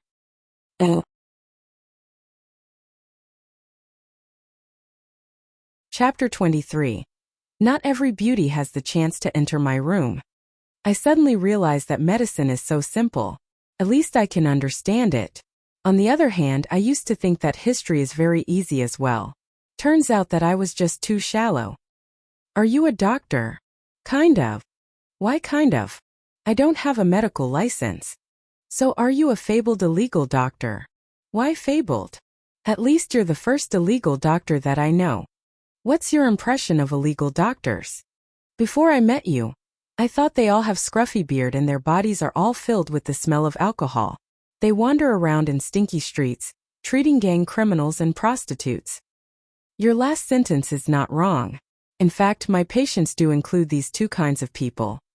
Which patient has left the deepest impression in your mind? Someone pointed a gun at my head. If I failed to save the patient, I would die as well. I think that was the most shocking experience I've ever had in my medical career. You must have been so scared back then. Yes, I was. I thought I was dead for sure. You need to know that in my own country you can hardly see any guns. Apart from the police, I've never seen anyone carry a gun before. Except in films, of course. My intermediary told me that my patients would follow the rules and not harm the doctor, but he clearly overestimated the power of the rules. But have you ever imagined that even after you saved the patient, you might still die? Not really. After all, that gang leader did not have any more reasons to kill me. It might not be that gang. Perhaps it'll be that female killer. Chun Zhao came to an abrupt halt. Kelly also stopped. Smiling, she stared at Chun Zhao. I've seen you before. Seems like you've recognized me, but I've seen you twice. First time was outside Tanzan's place. I was in the shadows and I saw you walk in just before me. The second time was behind the counter in the motel. You were the only person who saw me. Anyway, what really surprises me is that you only managed to recognize me just now. Chun Zhao could feel his hands and feet turn cold. Little did he expect the sexy lady before him to be a female killer. Moreover, she had not one, but two reasons to kill him. Firstly, Chun Zhao ruined her mission, saving the person whom she was going to kill. During their second encounter, he was the only witness. Return me the thing, Kelly demanded. What thing? The thing that bounty hunter gave you. You mean the man whom you killed in the motel? I don't know him, and we've also not had any form of contact. I didn't take anything from him. Chun, you don't benefit in any way by doing this. You're getting yourself involved in something you really shouldn't have. This is very dangerous for you. Kelly's tone turned somewhat freezing as murderous intent flashed across her face. I really have no idea what you're talking about.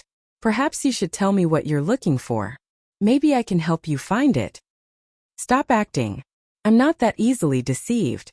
Also, don't even attempt to call for help. Trust me. I can definitely kill you before anyone hears you and then escape. Kelly's threatening words crushed Chun Zhao's courage to call for help. Chun Zhao did not know how strong Kelly was. If she could kill a person in a few moves just like killers in films, he would have no chance of surviving. Of course, even if Kelly was not a killer, he would still probably lose to her. After all, he was a doctor while Kelly was an athlete. There was still a difference in their physical strength. Fine. The thing's in my room, Chun Zhao said helplessly. I've searched your room long ago. There's nothing. You searched my room? When? Chun Zhao could feel his hair standing. She actually searched his room without his knowledge. Was it when he was sleeping? In fact, I've done it more than once. You've guessed it. They were all when you were asleep. Kelly confirmed Chun Zhao's worst fear, as if she could read his mind.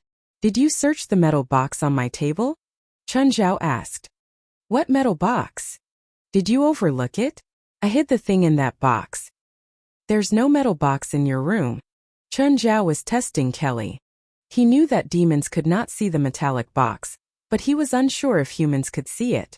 Therefore, he wanted to use Kelly to get the answer. Just like what he had expected, Kelly was also unable to see the box. In other words, only Chun Zhao could see and touch the metallic box. Let's return to the motel. Chun Zhao was unwilling to cooperate.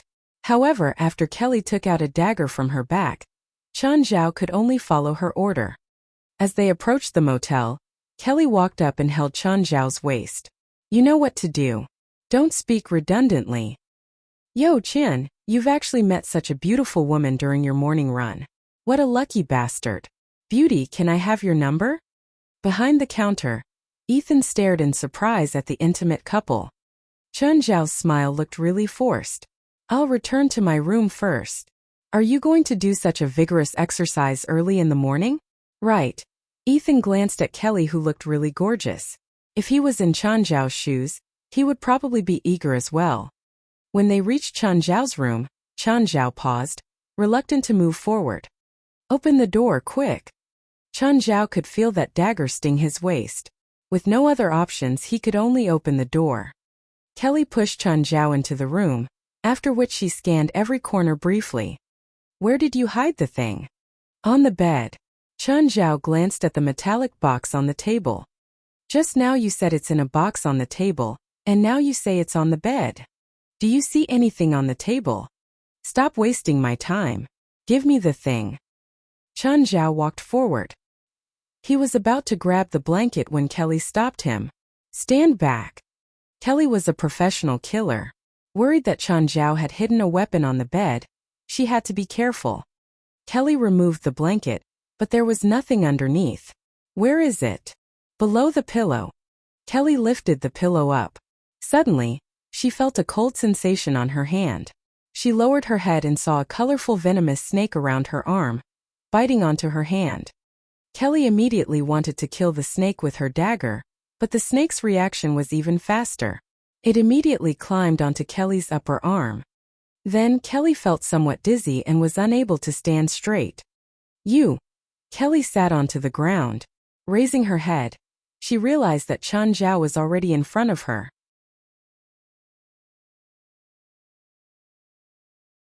Chapter 24. Ethan, it's not you, right? Miss Killer, it seems like you didn't find what you wanted. I'm sorry. Chun Zhao laughed out loud. What do you want? Tell me what you're trying to find. You really don't know? Kelly insisted while looking at Chun Zhao with suspicion. I really don't know. Didn't that bounty hunter come to this motel just to give it to you?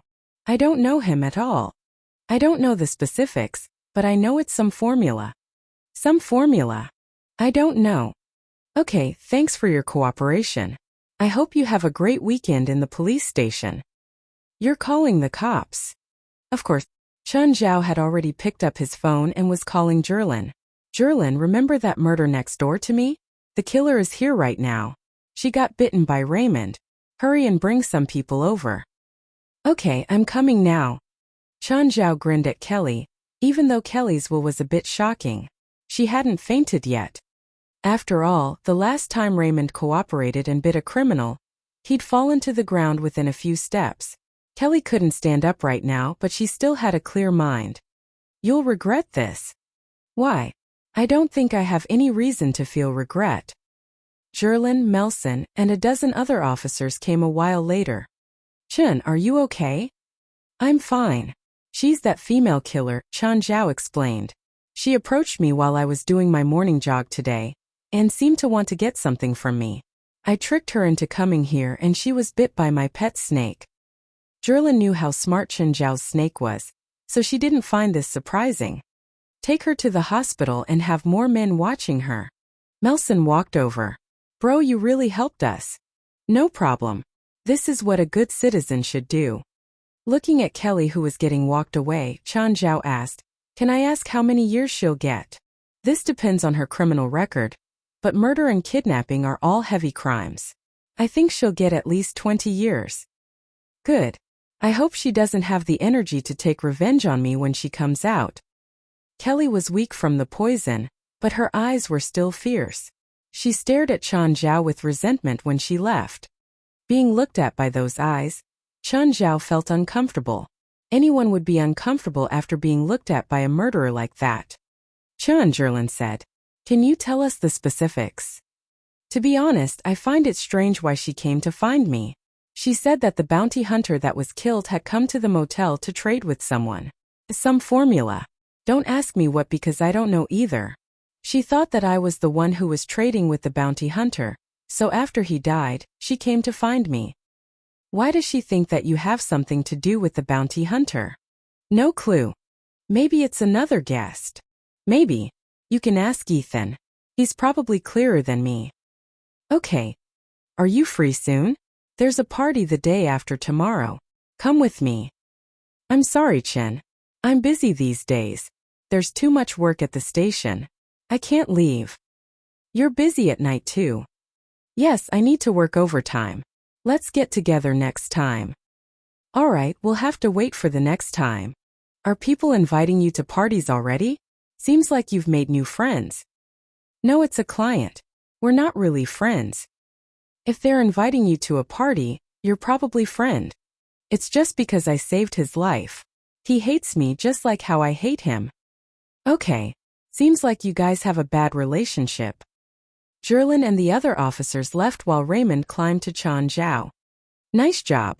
This is our reward. Chen Zhao took out a piece of a demonic crystal. What about me?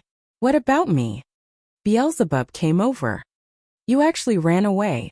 Chen Zhao yelled angrily, kicking Beelzebub over. I didn't run away. I retreated strategically. Look, I came back to send the message. The two of us together aren't that human killer's match, so I came to tell Raymond. Human, I told you that you only need one demon servant. He's just useless. Shut up, you smelly bug. It's all because of my info that you can get that reward. Share that demonic crystal with me. Give me. Raymond and Beelzebub got tangled up again while Chen Zhao went to wash up and change. Just then Ethan came over. Chun, what's going on? Why did the police come? And where did that beauty go? I don't want to talk about this. Actually, Chen Zhao was quite disappointed. She was so pretty and Chen Zhao had thought that he would have a chance, but she was actually a rose with thorns. Right. Did the police ask you anything? They took my guest records. Are there any suspicious-looking people living here? Do you count? This isn't a joke. I almost died just then. That woman was that killer. She thought that I have something to do with the bounty hunter that died here. Chen Zhao suddenly thought of something else. Oh, the only interaction I had with the bounty hunter was at the counter. Is that why she thinks I have something to do with him? But he was supposed to see. Ethan, you're the one he's supposed to trade with, right? What bullshit are you saying? I don't understand, Ethan replied straightforwardly. He didn't seem to be hiding anything, but Chen Zhao wasn't sure. It really isn't you. First tell me everything that happened clearly. Whatever. Even if it is you, it has nothing to do with me. I run a legal business. I don't care what business you do. It has nothing to do with me. But did Ethan just say that he does legal business? Chen Zhao wanted to scoff. If you do legal business, then nothing's illegal in this world. However, it didn't matter to Chen Zhao whether it was Ethan or not. Chen Zhao didn't want to get into the murky water. Just felt dangerous. Believe me, it's not me. Bastard, I don't care if it's you or not. There are a lot of illegal parts of my business, but I don't do ill-intentioned business. Alright, so it's not you. Get out of my room. You still don't believe me, right? Get the fuck out, fatty.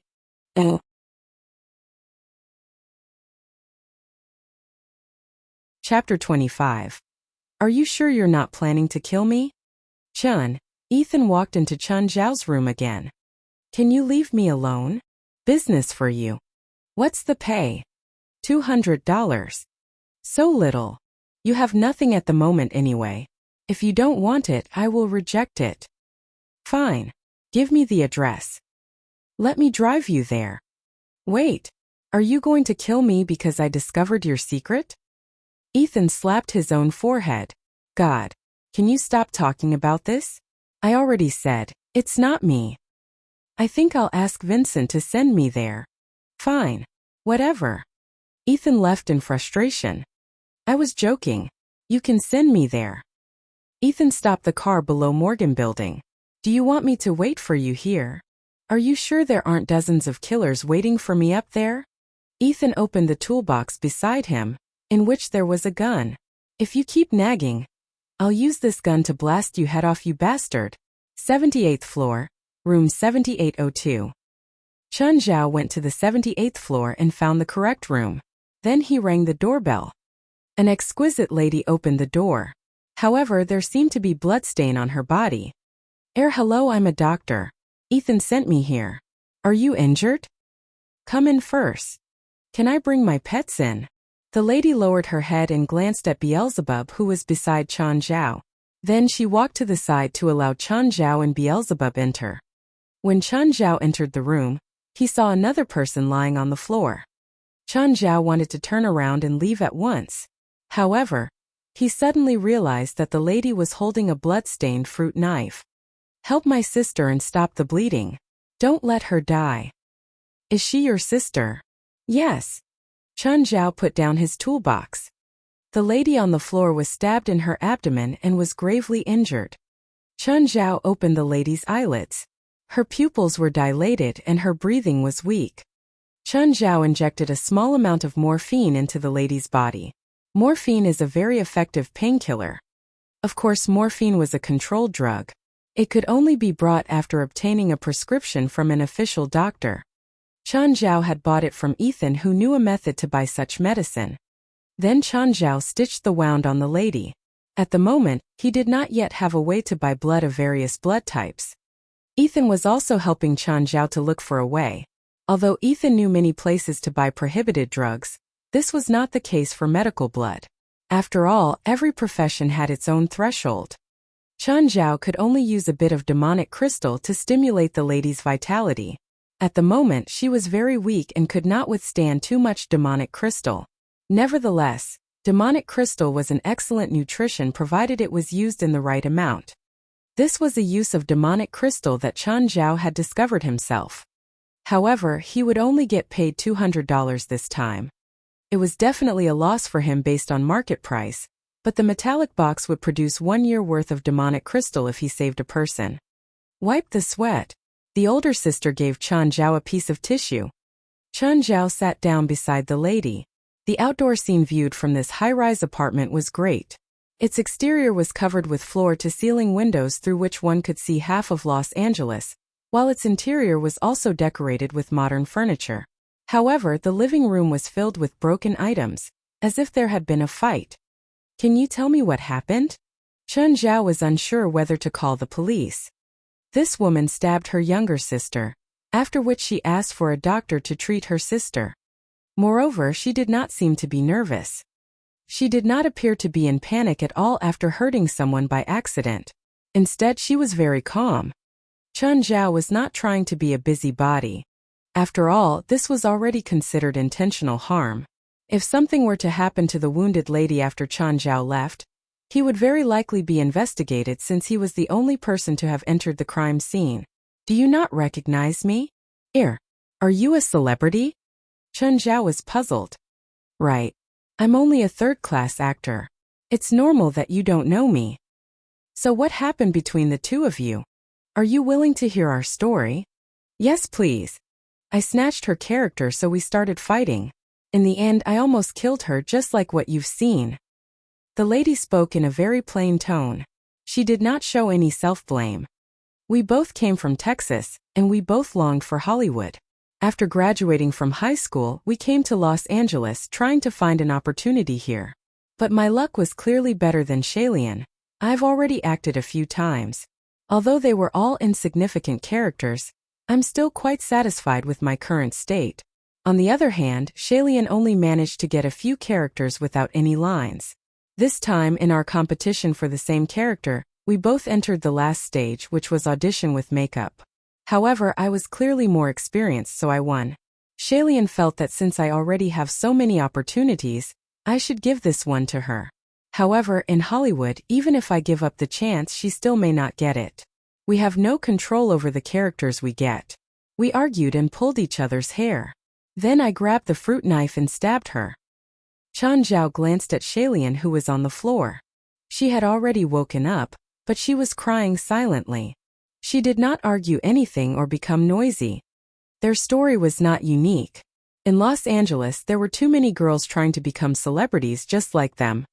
Hollywood was never short of beautiful women. They did not graduate from a proper college, so they were only non-professional. They had neither resources nor any background. They did not even have an agency to seize opportunities for them.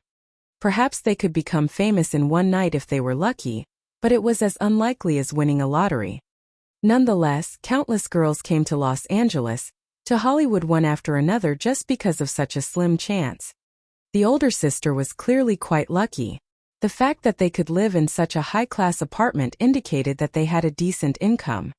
Such an apartment cost at least $10,000 a month. Even with his recent huge income, Chen Zhao was reluctant to live in such a place. Thus, the older sister was definitely earning quite a lot. Small roles were certainly not sufficient for their spending. Sorry, Shailene finally spoke. I apologize for my unreasonableness. Your name is Shailene? Lowering his head, Chen Zhao looked at the lady before her. Later I'll give you a prescription. They're all traditional Chinese medicine. You can buy them at a Chinese medicine store. Chen Zhao had neither a medical license nor the right to give a proper prescription. Therefore, even if he wrote down some Western medicine, they would not be able to purchase them from the pharmacy. Done. If there's nothing else, I'll leave first.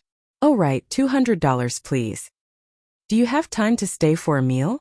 Right here, Irwin invited. Okay. I have time until the next client calls me.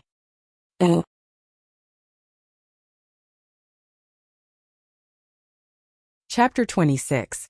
Pretty girls are most likely killers. It was only eating.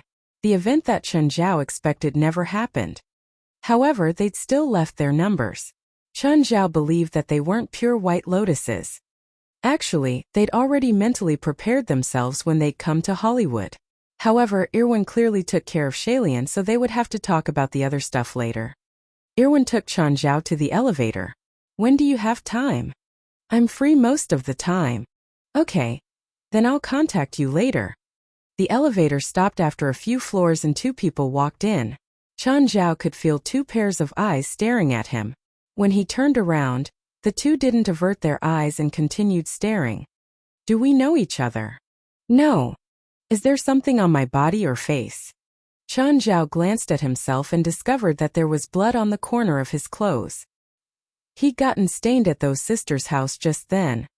Oh, you're looking at this? It's not my blood. I'm a doctor. The two didn't reply. Chen Zhao just wanted to get on the car home and take a hot shower. However, the moment the elevator stopped at the first floor and the door opened, the two people pounced on him. They tackled him to the ground. A few police officers also appeared outside and pointed at Chen Zhao's forehead. Don't move. And then Chen Zhao had handcuffs on. I'm not a criminal. I didn't break any laws. A tall black guy walked in. Chen Zhao looked up and saw Melson. Melson. Chun, how come it's you? I'm asking you. Why are you doing this to me? What did I do wrong? Looking at the two immobilizing Chen Zhao, Melson said, Jimmy Take, what's going on? Head, he has blood on him and we suspect that the killer hasn't left this building yet. We have reason to suspect that he's the killer. Melson looked at the blood on Chen Zhao's shirt. Chin, can you tell me what's going on? I have a patient up there, Chen Zhao said. The patient has a sister too. Maybe they can prove my innocence. You know, I'm a doctor.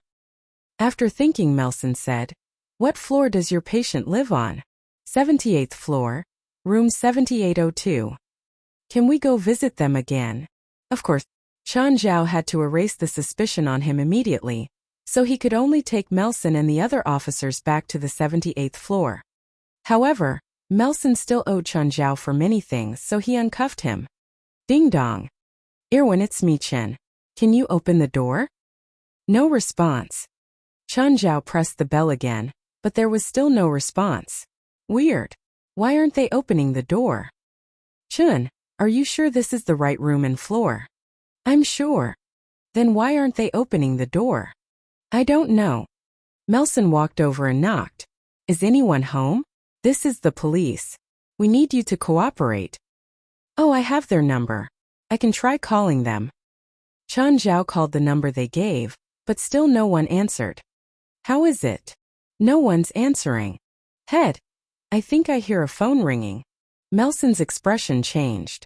Move aside. With that, Melson hit his pistol on the lock and forced the door open. The blood in the room was obvious, but it was empty of people. There was only a phone on the table that kept ringing. Where are they? Where did they go? Melson's expression was dark. They're the true killers. We were all fooled. Chen Zhao finally made sense of everything now too. The pair of sisters weren't actresses chasing their dreams at all. They were murderers. They'd killed someone, but the younger sister was injured. If they tried to escape, they wouldn't be able to go far. So they found an empty room and tricked Chen Zhao over. Then they made up a story to fool them. They'd made him stay for a meal because they were worried that Chen Zhao would run into the police if he left. Shailian couldn't move either. She had to rest. Now they delayed long enough so that Shailian could move, and then they let Chen Zhao go and attract the police while they could escape. One had to admit that even though the plan seemed simple, it wasn't easy to execute. They had to face Chen Zhao so calmly in that kind of situation. Plus, they performed their roles as two conflicting yet loving sisters so realistically. Chen Zhao had fallen into their trap the moment Irwin had said she was a nameless actress. He'd believed that they were telling the truth since the beginning. As expected, Chen Zhao was brought to the police station. However, the blood on his clothes proved his innocence. According to Melson, there were 4 bodies at the scene. This meant that the siblings had killed 4 people, but the younger sister was injured. They'd found the blood of 5 people. After comparing the blood, they confirmed that the blood on Chen Zhao matched the missing 5th person. Where's Jerlin? At the station? She's at the hospital. She's hurt. No, she's responsible for the female killer you caught today. Oh, when can I leave? It's all right now. You can leave after signing this. Chen Zhao said what he had to and described the appearances of the 2 suspects. Chen Zhao wasn't under suspicion, so he was naturally released. He'd thought that he was lucky today. He'd met 2 Hollywood actresses, and if they became famous, they might be able to develop into one-night stands. But they ended to be a pair of murderers. Thankfully, they didn't want to kill him. Or rather, he could be taken advantage of, so they didn't kill him.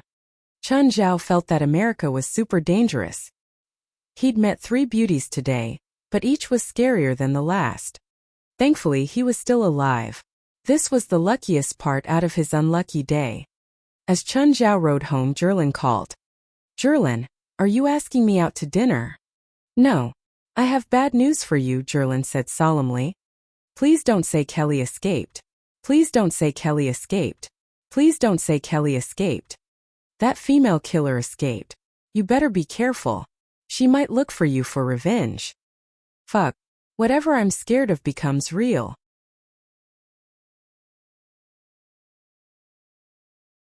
Chapter 27, Going to Hell Alive. Noticing that Chen Zhao was back, Ethan immediately brought out a mature golden retriever. Chin, you're back. Let me introduce to you. This is Sasha. I adopted her. Beelzebub had already charged forward. He smelled Sasha's ass, after which he attempted to mount her. However, given Beelzebub's size, he would not be able to reach her even if he stood up. Beelzebub, can you stop being so embarrassing? Woof woof. Raymond, you bastard. You bastard. Beelzebub roared in anger. Demons' abilities were not very effective against each other, but they were not totally useless either. This was because demons had various desires too. After all, they were also organisms. Demons with similar strength could not really go against each other's own will. For example, Beelzebub had always wanted Raymond to eat shit. This was clearly impossible. Of course, that was not because they were too powerful. On the contrary, they were both too weak. However, Raymond had managed to plot Beelzebub this time. It was just like how the first thing a man might think when he saw a woman was sex. It was not like Beelzebub wanted to have sex with every dog he saw. It was coincidental that he had such a thought when he saw this golden retriever named Sasha. Haha. Little guy, if you want Sasha, you need to work harder. Looking at Beelzebub's action, Ethan burst into laughter. Beelzebub was so mad that he ran directly up the stairs. This was really too embarrassing. He did not mind losing face in front of Chen Zhao, but this time he was actually humiliated in front of Ethan, a petty human. When Chen Zhao returned to his room, he discovered that Beelzebub was nowhere to be seen. Where is he? His scent has already disappeared. This bastard has scrambled back to hell. It's indeed a perfect day. Raymond was extremely satisfied with the outcome. I think you have crossed the line just now. To demons, even fighting and killing each other were acceptable, not to mention a mere joke, Raymond said, unconcerned. If someone sneaks into the room, can you discover the person? Chen Zhao did not really care if the incident had hurt Beelzebub's self-esteem. He was more worried about his own safety at the moment. A dangerous female killer who hated him so much was wandering outside. Chen Zhao was very anxious as that beautiful killer might appear beside him at any time. Nope. My senses are not too different from an ordinary snake. Chen Zhao was discouraged. But, what's that heavy feeling? Not right. This feeling is very abnormal. Chen Zhao suddenly opened his eyes, but what he saw was not his room. Instead, it was a dim world filled with black, withered trees. A red and black mountain could be seen in the distance, while the suffocating smell of sulfur permeated the air. An enormous and bloated organism with large wings and protruding horns fell down from the sky and landed before Chen Zhao. Without any hesitation, Chen Zhao shouted, "Beelzebub." Yes, it's me, human. Welcome to hell. Did you summon me here? Chen Zhao asked, uncertain. At the same time, he inspected his surrounding. Yes. I offered 100 souls. That was all my savings. Also, I took one of your things earlier. Beelzebub opened his hand and Chen Zhao saw a scalpel there. So why did you summon me here? Human, you better realize that our identities have already swapped. Swallow your pride. If I punch you. Roll 3 rounds. 1, 2, 3. Oh. Seems like nothing about our identities has changed. You're still a demon servant controlled by me. Chen Zhao grinned. Fine. I only summoned you here as my guest. Do you want to visit my house? How do we get there? Is it far? Come up to my palm. Beelzebub's original form was a giant monster which was 6 meters tall. It was completely different from his projection in the human world, a Shar-Pei. Chen Zhao sat on Beelzebub's palm. He had to agree that it was a special feeling. It was very different from riding a plane. It felt more like sitting on the roof of a skyscraper. His feet hung freely in the air. Of course, it was actually quite safe. At least Beelzebub would not suddenly throw him down. What's your impression of hell? Pretty similar to what I've expected. Beelzebub's house was precisely on the mountainside of the red and black mountain Chen Zhao had seen earlier. It was a cave. A female demon who was about the same size as Chen Zhao walked out from the cave. She had a demonic horn on the left of her forehead and some scales on her body. Her upper body was naked, while her lower body was covered in a material which Chen Zhao could not identify. Chen Zhao had to agree that this female demon was very beautiful in the normal human definition of beautiful. She must be Beelzebub's wife. Beelzebub, where did you find this soul? Looks different from the food we've had before. Hello lady. I'm Beelzebub's friend. Friend? The female demon looked at Beelzebub. You became friends with food. Ada, shut up, you stupid inferior demon. He's not food. He came from the human world. A completely living organism. He's not like the defective ones that we normally eat. Hearing Beelzebub's words, Chen Zhao did not know whether he should be happy or sad. Beelzebub, although in principle I can understand why you eat human souls, I can't accept it emotionally. I can't change this fact, but can you not speak about it in front of me? No. You're different from them. They're only fragments which have lost everything. Oh my God. You're a living thing? The female demon was petrified before she charged forward and stood before Chen Zhao. The almighty sorry, do you see it? There's a living human in my house. What a glory!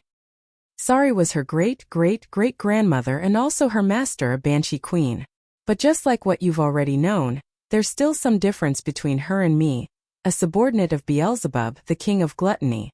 Back then she offered me 30 souls so that she could marry me. Beelzebub was clearly very proud of his bloodline. After all, Beelzebub was the king of gluttony, one of the 7 great demon kings. Nevertheless, Beelzebub himself was not a powerful demon. Although he called himself a demon lord, he was only the lord of a small village at the foot of the mountain. Ada had changed her attitude entirely. Chen Zhao had no idea that the living was so popular in hell. Human, this is the dinner that I've prepared for you. Trust me. It's of the highest standard. Blark. Chen Zhao started puking right away. What are those things on the table? There was a basin-sized bowl filled with screaming ghost faces that were boiling continuously. Beside the bowl was a plate with a few hands that were toasted to distortion on it. They did not seem to be human hands, but they were very similar. And what's the thing wiggling in the other bowl? Seems like you don't like the local food in hell. Do you have normal food? Beelzebub, stop acting. You know my habits. Human habits. Chen Zhao was certain that Beelzebub did this on purpose as a revenge to his occasional torture in the human world.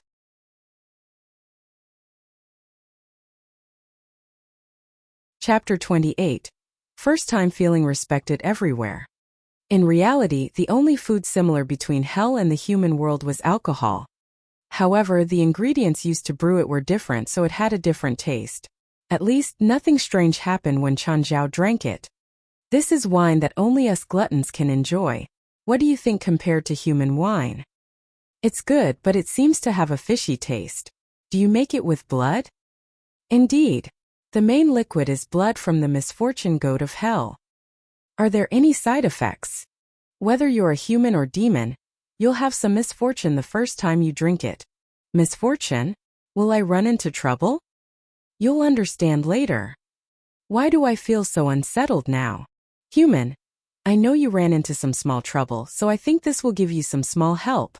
Chen Zhao squinted at Beelzebub. What's your motive? Just then, Beelzebub took out a strange black blade and stabbed it into the table before Chen Zhao. What do you mean? This is my demonic ritual implement. For me. Yes, for you. How will this affect me? It won't. I promise it won't affect you at all. I don't believe you. Hold this the next time you summon me. What will happen? This way you can summon more of my strength. I can help you do more things too. I can even help you take care of that female killer. Oh, no problem. Chen Zhao happily yanked the black blade out. When it fell into his hand, it transformed into a small dagger, not much bigger than a fruit knife. Oh right, didn't you say that you already have 15 kids? Where are your kids? How come I don't see them? Are you sure you want to see my kids? Is there a problem? Ada, let my children out. Let them out? What does that mean? Ada picked up a wooden stick and knocked on the mountain wall. Rustles sounded deep inside the cave. Then Chen Zhao saw a group of fat balls of meat crawl out. Chen Zhao jumped right onto the table. They looked like larvae but hundreds of times bigger. Each one was around 20 or 30 pounds, all white and fat. Those they? Yes, they're my children. Would they turn into what you or your wife looks like after they mature?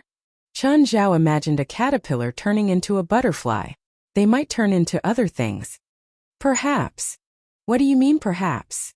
Ada and I are different races. It's possible that our children will inherit mine or her lineage, but it's more possible that they'll turn into demonic beasts. Demonic beasts? What's that like? Did you see a group of things with black wings in the forest when you came in? Chen Zhao remembered. When he'd been sitting on Beelzebub's hand, he'd indeed saw a group of beasts running through the forest. However, they all had different features. Other than the black wings, they looked completely different. Chen Zhao thought that they were different races. Those demonic beasts are my brothers. Chen Zhao's mouth dropped open. They're your brothers. Not only were they the same race, they even had the same dad. And yet, their brother was sitting right before him right now. If they weren't my brothers, I'd have killed them when they entered my territory. After I received my inheritance from my father, I also became responsible for taking care of my brothers. The 20 brothers who couldn't inherit the lineage were given to me to take care of, and give them a place to live. After a pause, Beelzebub said, most of these kids will become demonic beasts in the future, and given to the brothers with the lineage to take care of. So the demons who can't get the lineage will just live aimlessly like this their entire lives. What's so bad about it? Someone will take care of them. How old are they now? 6 months already. Next month, we'll know if which ones haven't inherited mine or Ada's lineage. Beelzebub took out a tiny demonic crystal. Crush this and mix it into their food. Will the demonic crystal be effective for them? It's more likely for our lineage to be activated in them. Oh, are you full? Want to go out and walk around? Is it dangerous? This is my territory, so you won't run into any danger.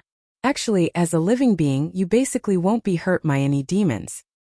So living beings are respected in hell. Not respected. You're just rare. The last human who came to hell was 900 years ago. Even a demon king won't do anything to you if they see you. I can promise that. We demons have a strong desire for destruction, but all our killing and destruction are goal-oriented. In that case, let's go and walk around. Chun Zhao was quite curious about hell. Beelzebub took Chun Zhao to his territory. It was called Black Mountain Village at the foot of the mountain. There were about 100 demon families in Black Mountain Village. Of course, there were many demons because they were good at producing. One family, one couple could produce more than 1,000 children. Just like in the human society, the more children there were, the heavier the burden. Not every race matured as quickly as Beelzebub's kids, maturing completely in 6 or 7 months.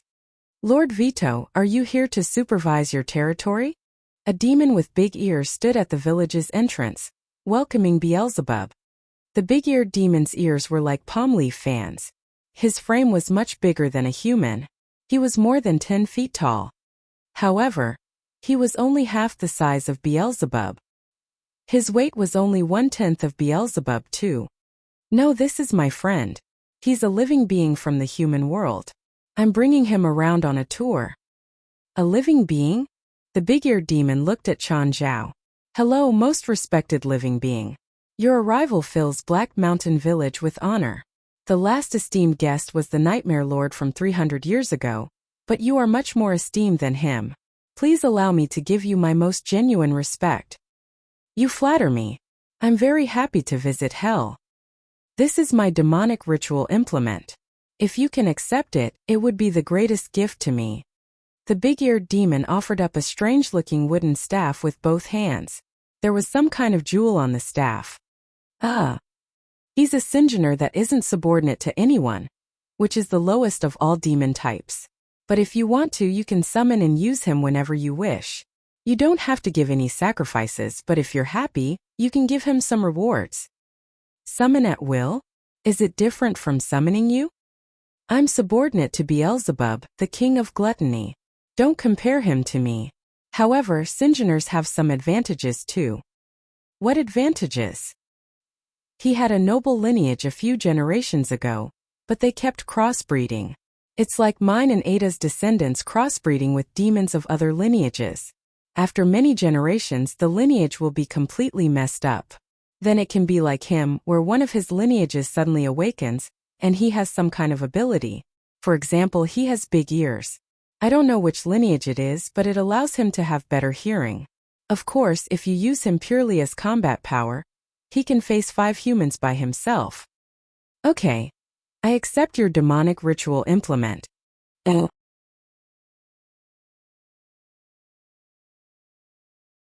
Chapter 29 Substitute Coin. Chun Zhao walked into the village, where over 10 demons had already gathered. They were all Singeners with multifarious looks. The honored living, can you accept my demonic ritual implement? I'm willing to give you my life. I'll not retreat even in the face of a god. The almighty living, this is my demonic ritual implement. My strength is limitless and I can become your best fighter. There was already a demon who was shamelessly describing Chen Zhao as being almighty. However, the demon who had claimed himself to be all-powerful was only a dwarf. He was at most 1.4 meters tall despite being quite burly indeed. You must be the sage from the human world. Please accept my demonic ritual implement. I can almost see Satan's blessing circling around you. Please accept my demonic ritual implement. Chen Zhao was forced to accept over 10 demonic ritual implements, all of which were from Singeners. Of course, only Singeners lived in the village. Those with noble bloodlines would not stay in such a desolate place anyway.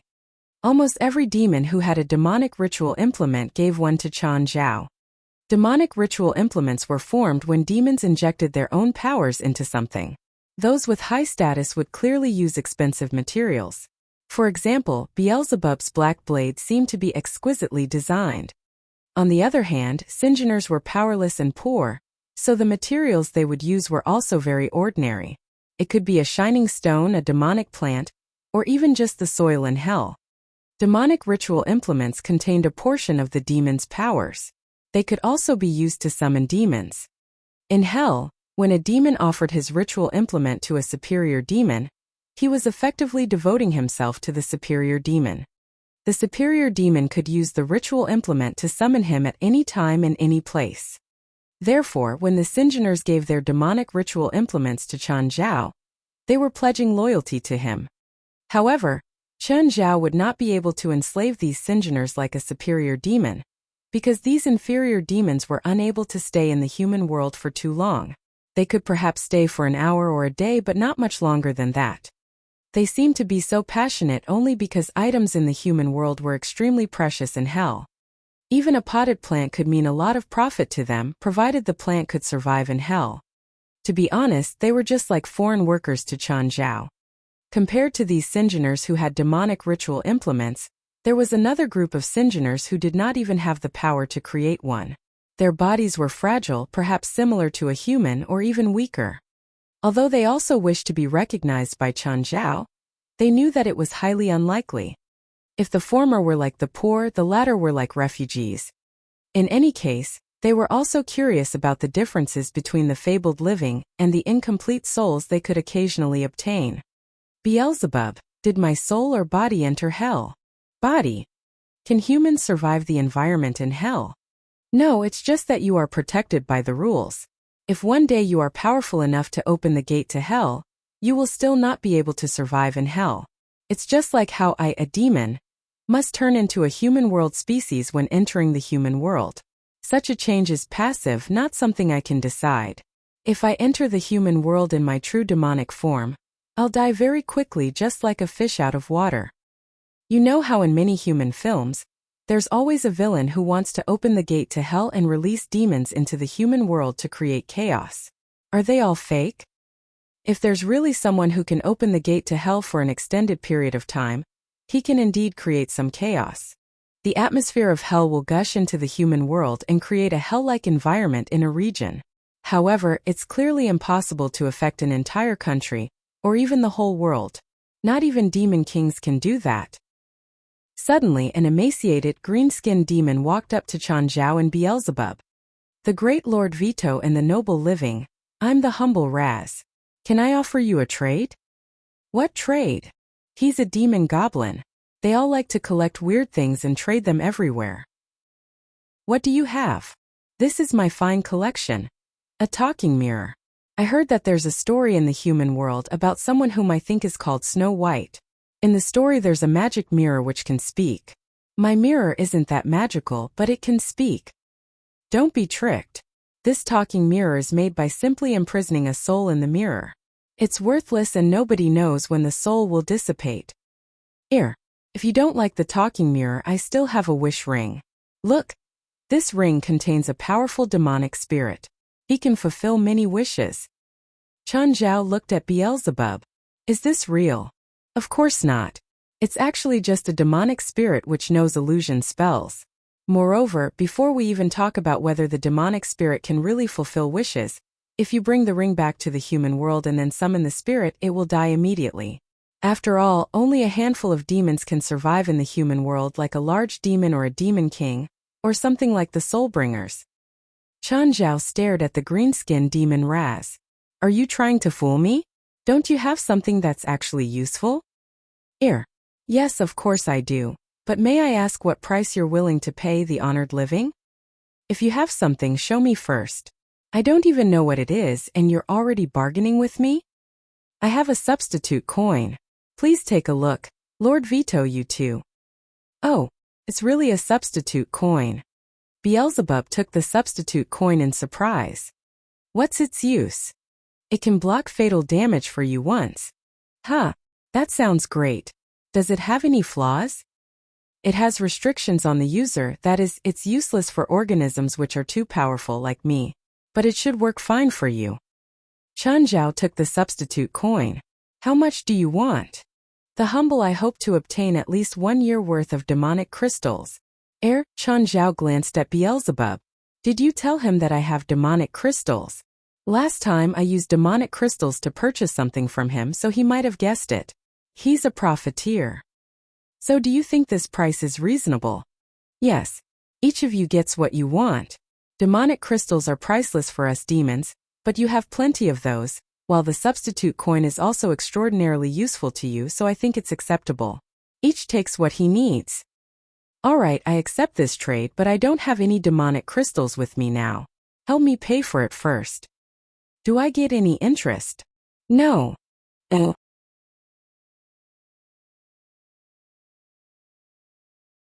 Chapter 30. I'm also someone who has once died. Finally, Chan Zhao bought some substitute coins from the green-skinned demon.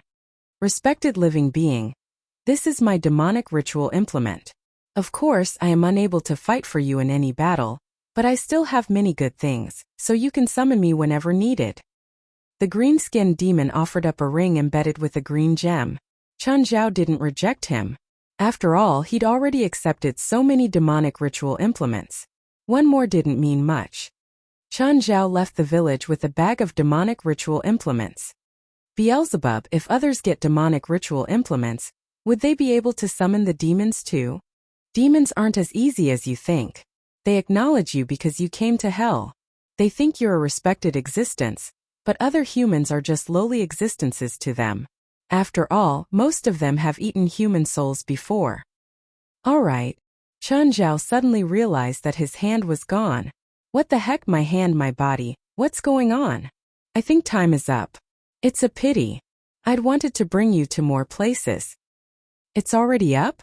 It's only been 3 hours, right? Chan Zhao's eyes flew open.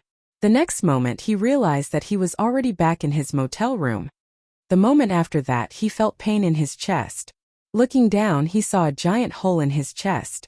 A few seconds later he heard a super loud sound. It was a gunshot. At the same time, around 900 feet away in a 6th-floor building across from the motel, Kelly put away her sniper after confirming that Chan Zhao was dead. It was a SG-1 sniper with an effective range of above 2,500 feet.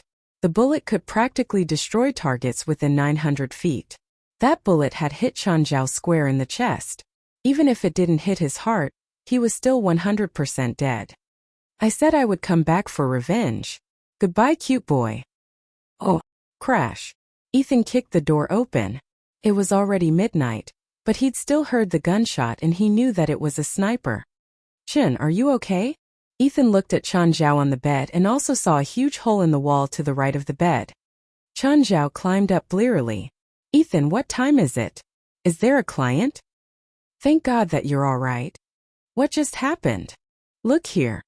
Chan Zhao turned around and saw the shocking hole in the wall beside the bed. Suddenly he remembered everything. It was all back. He'd been shot. He'd been killed. Seeing Chan Zhao's pale face, Ethan thought that he was scared. Ethan pulled the curtains closed and said, Chan, change your room. At least, find one that doesn't have a window facing out. Chan Zhao's expression grew more and more uncomfortable. Ethan, I'm fine. Let me calm down. His limbs hidden under the covers were trembling. I was killed. Chun, how are you? I'm okay. Are you sure you're okay? Yes, I'm sure. I'm going to change your room now. No need. I think that the killer left. Are you sure? Maybe they're still here. I know what I'm doing. Ethan, you can go now. Are you sure? Yes, I'm sure. Okay, then I'll go. Call me whenever needed. After Ethan left, Chen Zhao looked at the demonic ritual implements in the bag beside him. Big-eared demon, nope. Banshee, nope. Thumma, nope. Bloody hunter. This one's it. Chen Zhao remembered that this bloody hunter had said that he could track down any enemy. Chen Zhao picked up the demonic ritual implement, which was a dog's fang. In reality, bloody hunters were like werewolves, but they had a dog's head with a man's body. They were more like Anubis from ancient Egyptian mythology. A crazily huge bull terrier appeared before Chen Zhao. Most bull terriers were less than 70 centimeters and 50 pounds. However, the bull terrier that the bloody hunter had transformed into was more than a foot tall. It looked more like a tiger with a dog's head instead of a dog. Respected living being. Thank you for summoning me. Chen Zhao rose and took a 1-year demonic crystal from his metallic box. I need you to capture someone for me. A female human. If you can find her, then this demonic crystal is yours. The bloody hunter stood up to his full height of 7 feet and bowed to Chen Zhao. Your will is my courage. I will bring her to you. This is the bullet she left behind. Can you find her? The bloody hunter picked the bullet up with his mouth and bit down. No problem. I can sense her. Crash. The bloody hunter broke through the window and disappeared into the night. Ethan ran into the room again. Chun, what happened? Did the killer come back? No, it's nothing. It was just the wind. Ethan's expression darkened as if saying, don't trick me just because I'm honest. The wind isn't that strong here. Plus, the glass shards obviously mean something broke it from the inside. Ethan, can you go out? I hope that you won't come in again, even if there's more noise from my room. Chin, you won't kill yourself, right? You're still young. Don't worry, I'll find someone tomorrow to take care of this for you. I swear I'll help you with this. Oh please, I won't kill myself. After that attack, I fear death even more now. Are you sure you won't? I'm very sure. All right. Remember, please don't come in no matter what happens. What are you going to do? Chen Zhao chuckled. Revenge. Oh. Kelly was driving a convertible down the highway in the suburbs. She was in a good mood. Destroying an enemy felt awesome. Suddenly, she saw something flash beside the road. A hallucination? Kelly didn't really care, but an uncomfortable feeling suddenly besieged her. This caused her to accelerate. There were pretty much no other cars on the highway at midnight. It was even less likely for there to be police. Suddenly, there was some animal standing on the road, a few hundred feet away in her car's headlights. Kelly instinctively turned her steering wheel. The car spun out of control, so she hurriedly stepped on the brake. Looking back, there was nothing there. But the unsettled feeling grew stronger. It was like something was approaching her, getting closer.